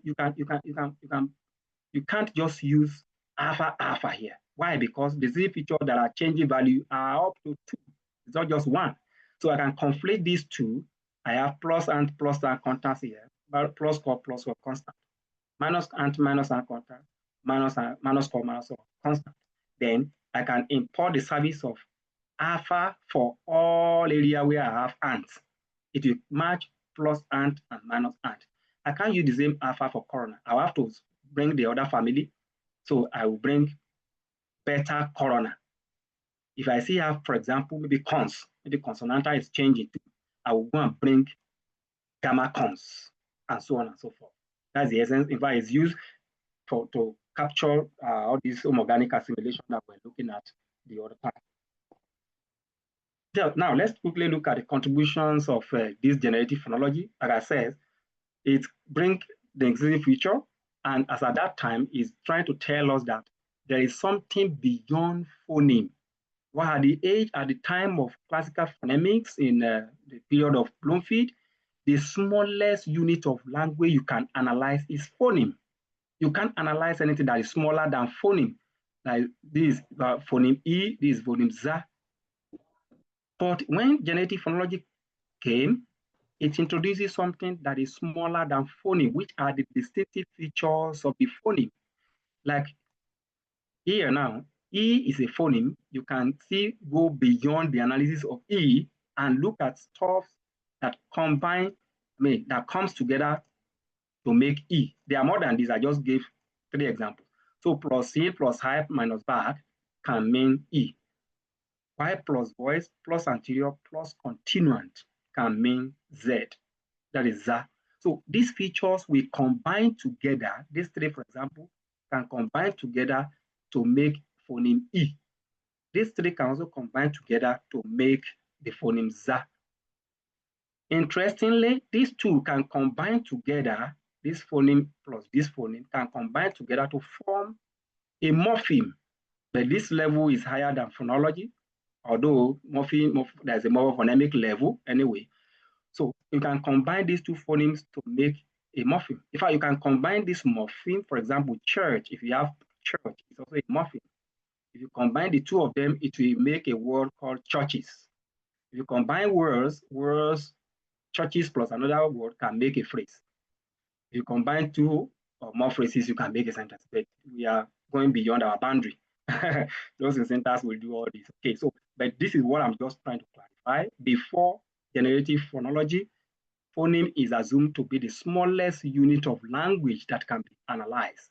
But when generative phonology came, you can analyze something beyond phoneme. That's why I say phonology is abstract. So it goes beyond what we are saying here. She's telling us the features of segments. Okay, another thing is the predictive power and explanatory adequacy to language puzzles. It can explain how children acquire language. It can explain defective utterances, like I put on the table the other time, where you are saying somebody that want to say car park, ending up saying park. It can also explain the intuitive knowledge of a native speaker. Okay, now apart from that, is a cross-linguistic application. That's cross-linguistically applies to stuff. There is a kind of shift to theory-driven phonology because this is more theoretical than what we have under phonemic theory. Now, there are some criticism. There's something called Occam's razor. Occam's razor says if there's no problem with the existing theory, there's no need for a new one. Okay. Once there's a problem with the existing theory, we move to the new one, create a new one. It's just like all these your small phone that we use in those days. The reason why we have to like change to iPhone is because there's a problem that small phone could not address. So Occam's razor says that. So here there are some criticism levied against or limitations against GP, generative phonology. One of them is because it characterizes utterances as a bundle of unordered feature arranged in another sequence. Don't forget, that was where we started. Now, this is a bundle, like I said the other time. Let's just ignore the B, ignore the B, ignore the B. Consider the vowel E with the tone. This is what it will do. It says this bundle are another. We didn't forget. If we like, we can say minus L. It's talking about minus low, but this is high tone, plus high tone. You can arrange this thing any way you like. You can read this one any way you like. You say it's still made the same thing, it will still make the same thing. You can read this anything, it will still refer to this. You can read this anything any way you like, it will still refer to this vowel. This is a rising tone, falling tone, rising tone. Okay, now features or not, that's the question. If they are unordered, and I now do this, look at what I have done here. If I do this, then I will find it difficult to distinguish between this falling tone and rising tone, because I've arranged the bundle, the future bundle, any way I like. Then there's no difference between these two. But if they have said that the bundles are arranged, it will mean that when I have a plus high before minus low, if I have a plus high before plus low, this is a high part and this is a low part. Then I have a plus low before plus high. Then I will have known that, if plus low comes before plus high, then I'm referring to a rising tone. If plus high comes before plus low, I'm referring to a falling tone. But they said these things are another. So if I change everything like this one, then how do I distinguish between a falling tone and a rising tone? That constitutes a problem. And for that problem, what we are also talking about, they had trouble explaining features such as tone, stress, because they are independent. They also have challenges explaining segments that could move from one place to another. That is, they can't account for super-segments that spread across multiple segments. Then the way they analyze segments and super-segments, as if they are contained in the same bundle, they are mixing, they move both the tone and the segment. This captures the segment, while the last part captures the tone. They believe they are contained in the same bundle. But in our next theory, we will see that that is not true. That has been the limitation and criticism levied against generative phonology, among many others. So the comparison is just this as we close. Sorry, I took too much time. Classical phonemic, what does it do? The focus is contrast. That is what we call contrast. Things that are contrastive. And the unit of the contrastive things we are looking for there, phoneme. The mechanism is distribution, and the key proponent, Bluefin and Pike. Generative, we also mentioned the focus is representation, 2 levels of representation. These are the units now, the UR and the SR, underlying representation and surface representation. And the mechanism they are using is just rules to map the UR to its SR. And we have some proponents, Chomsky and Halley, among many others. Thank you so much. Maybe there are questions.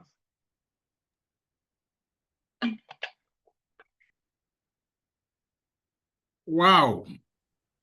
Just wow. This I call me phonology sweet pass or obono soup. Thank you, sir. Thank you so very much. Thank you so much. I know how many people. Okay. Jiboye. Yes. Please, ma, ask your question. Then before any other person who has questions should ask.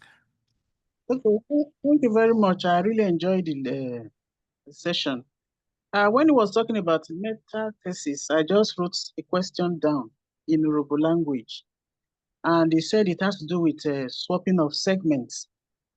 For example, younger brother, who instead of saying Oshenye, we say Onyeshe. Instead of saying Bikere, we say Biskere. Is that an example of metathesis? Why I'm asking is that apart from swapping segments, he introduces another phoneme in those 2 words. If I could, I would have written it out in the correct listing. Oshenye. Or do you want to spell it out? Let me spell it out. The correct word is Oshenye. That's oppressor. Okay. Oshenye, the act of oppressing, Oshenye. But when he wants to pronounce it, he will say Onyeshe. You find that he has changed the initial O sound to O, and the S sound, the middle S sound, A sound, E sound to E. Instead of Oshenye, he will say Onyeshe. Then instead of saying Bikere, move close to the person, he will say Biskere. That Biskere is saying Bisikere instead of saying Bikere. So is that an example of metathesis? because apart from swapping segments, he's introducing other phonemes in his output expression. Thank you for that wonderful question. Yeah.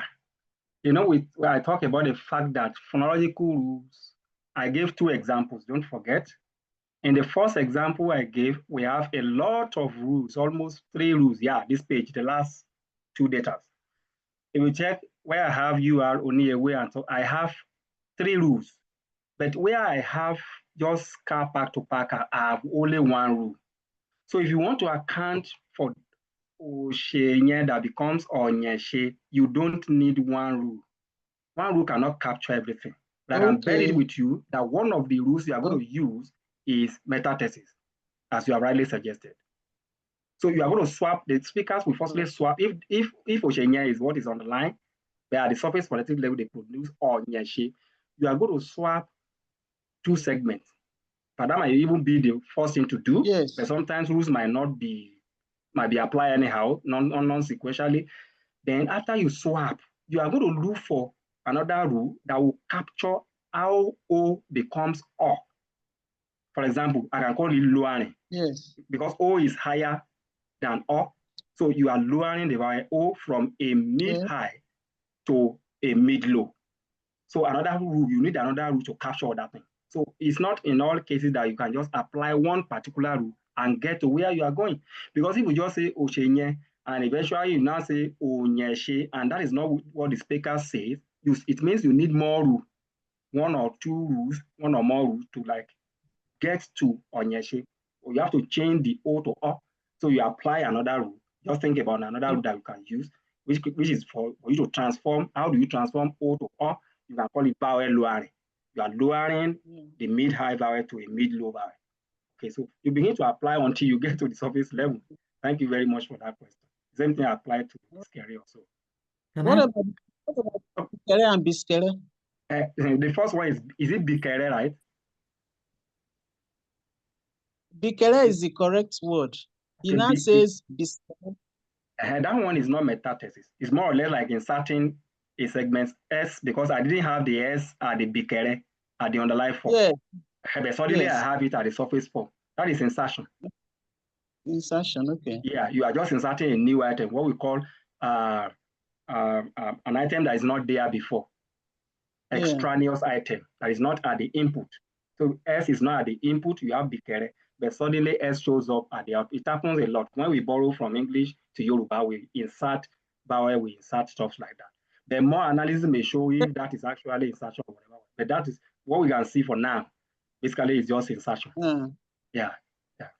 Thank you so much. I have a contribution. Okay. Whether the other one was inside. Thank you so much. Thank you. I have a contribution to what Dr. Ibikunle has said. So I think I have a very strange idea.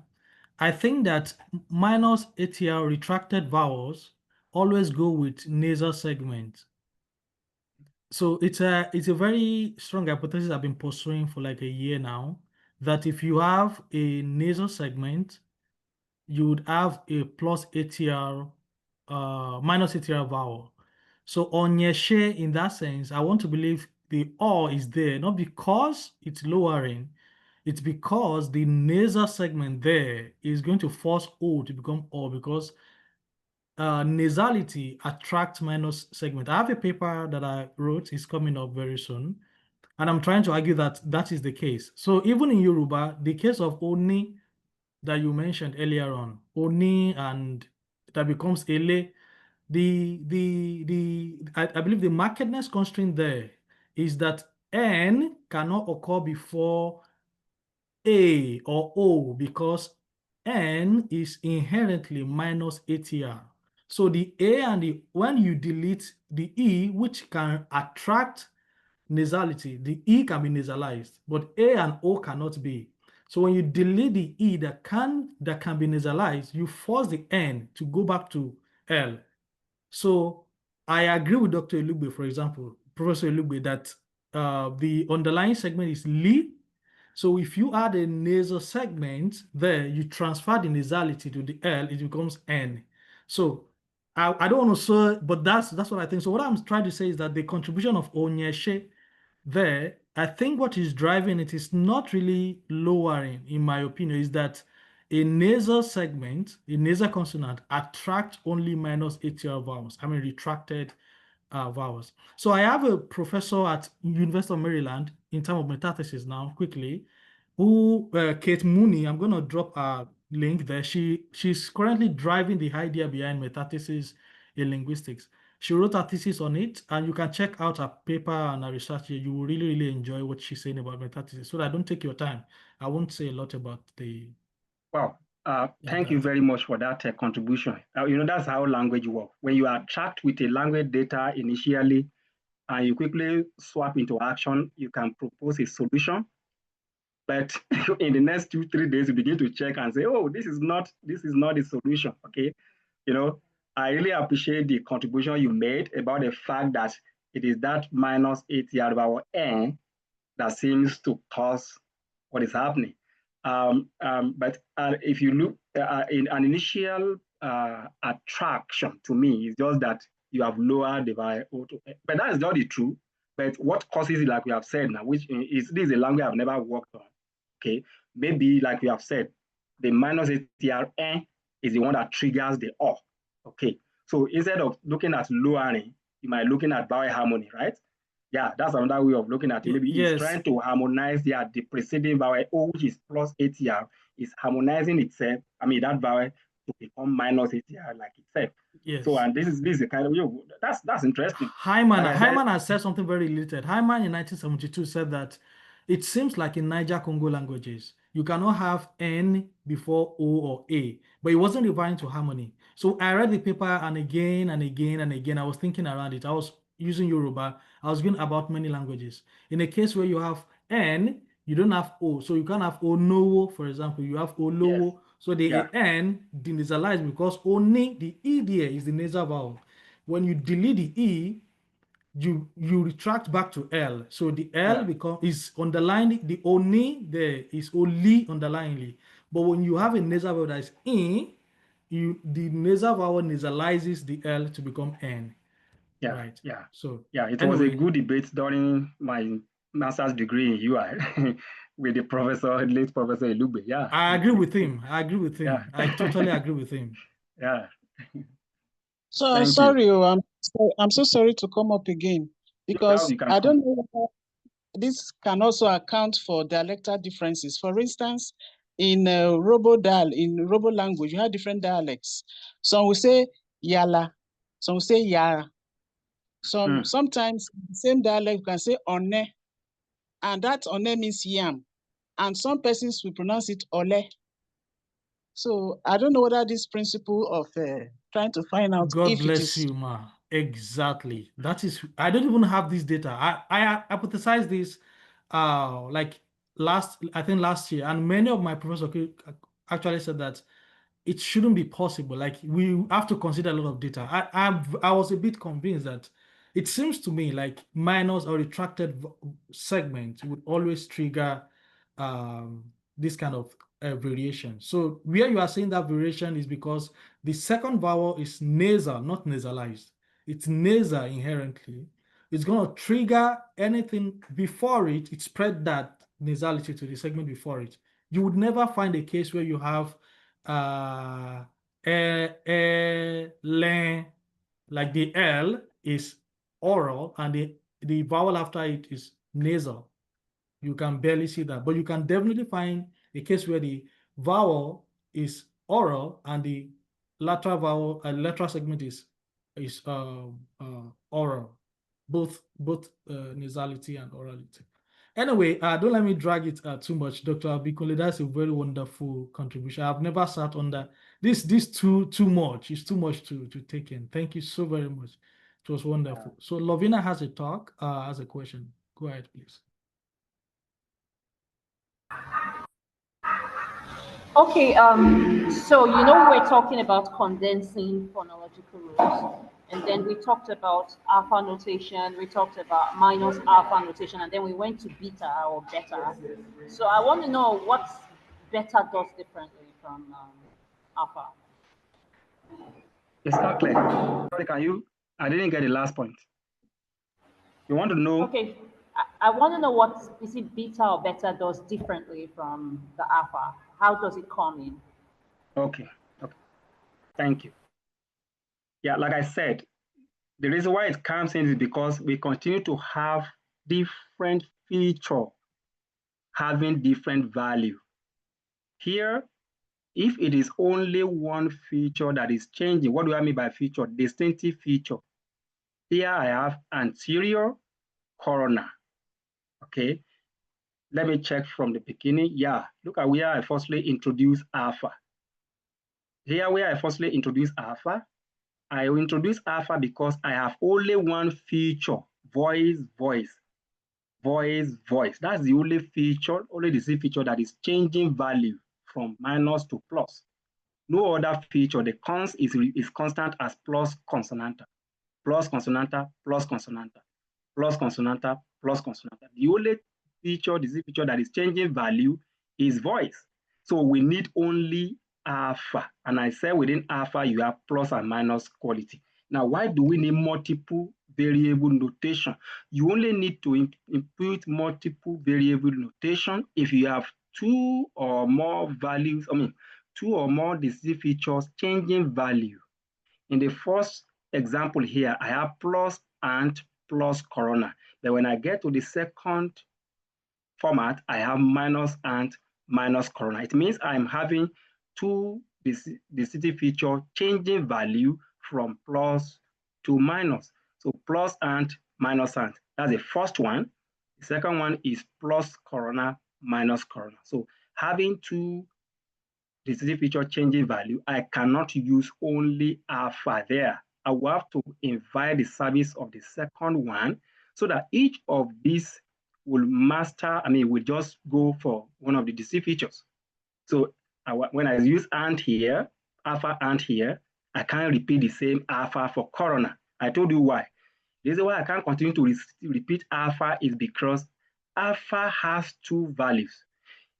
Alpha can give you plus here. If you use the same value, for example, if you use the same alpha for these two values, alpha and alpha corona, alpha can give you plus here for ant and also give you plus here for corona. Which of these rules will you be able to regenerate? It will cause over regeneration of rules because alpha has plus and minus. So you can say, I will give you plus. In fact, the fact is that alpha will give you plus anywhere you see it because we have used alpha all through. So the same value that is giving you here is going to give you here, it's going to give you here, it's going to give you here. Eventually, you end up having plus alpha, you end up having two.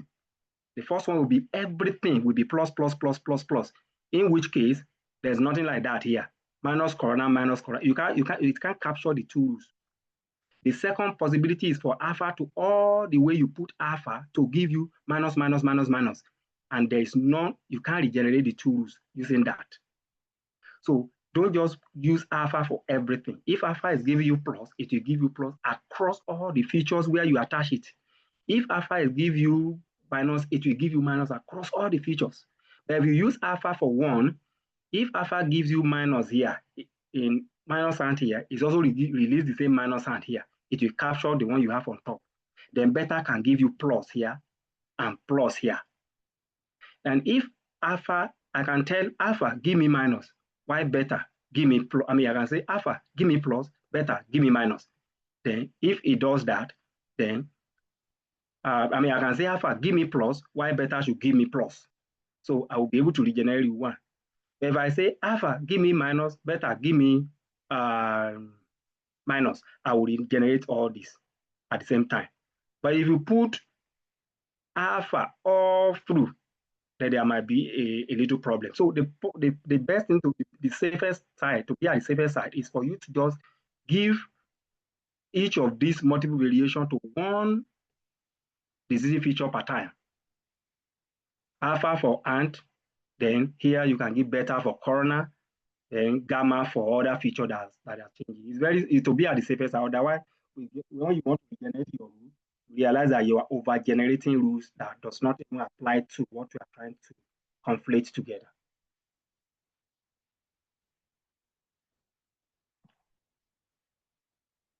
Is there any other question?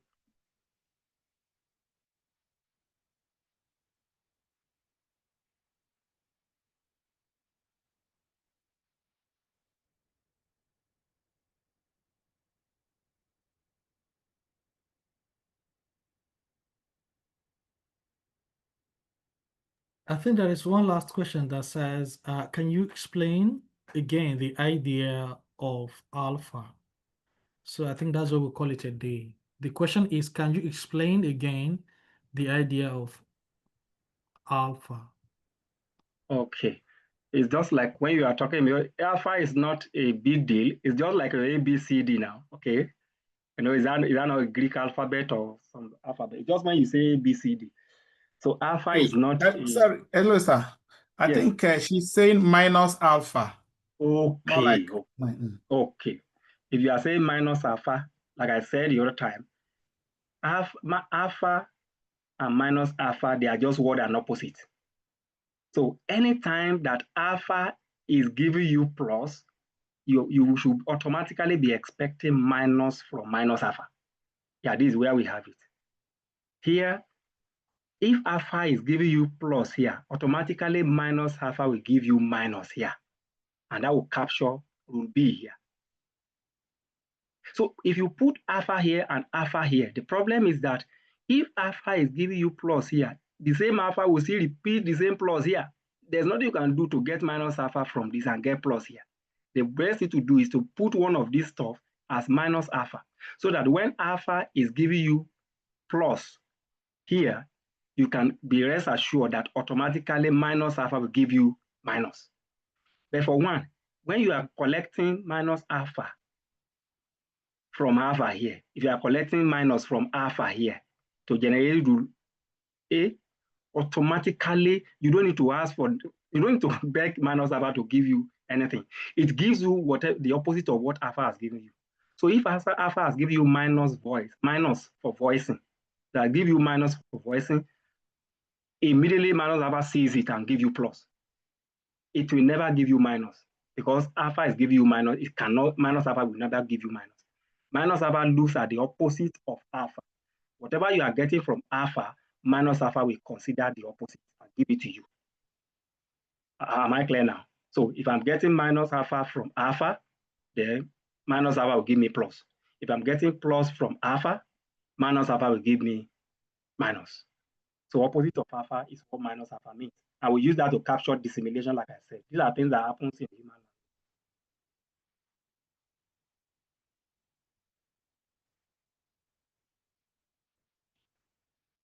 Are we okay with that? Yes, sir, we are okay with that. I don't know. It seems like there is still one question. And I want us to close because we have another class.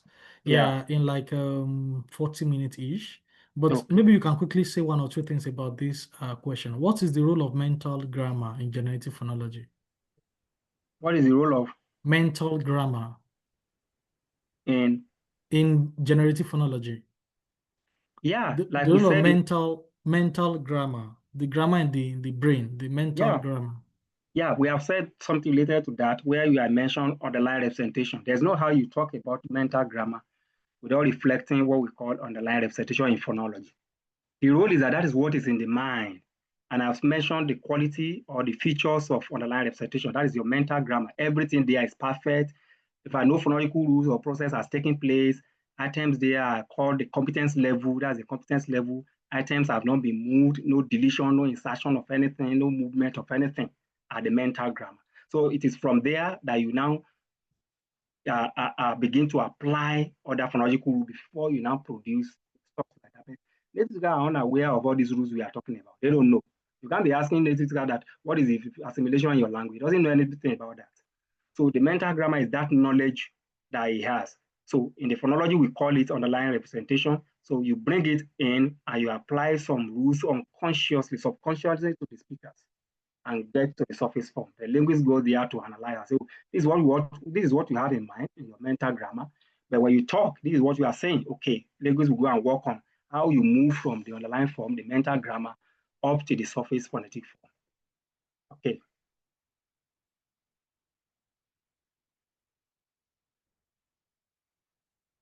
Dr. Bassi, okay. Thank you, sir.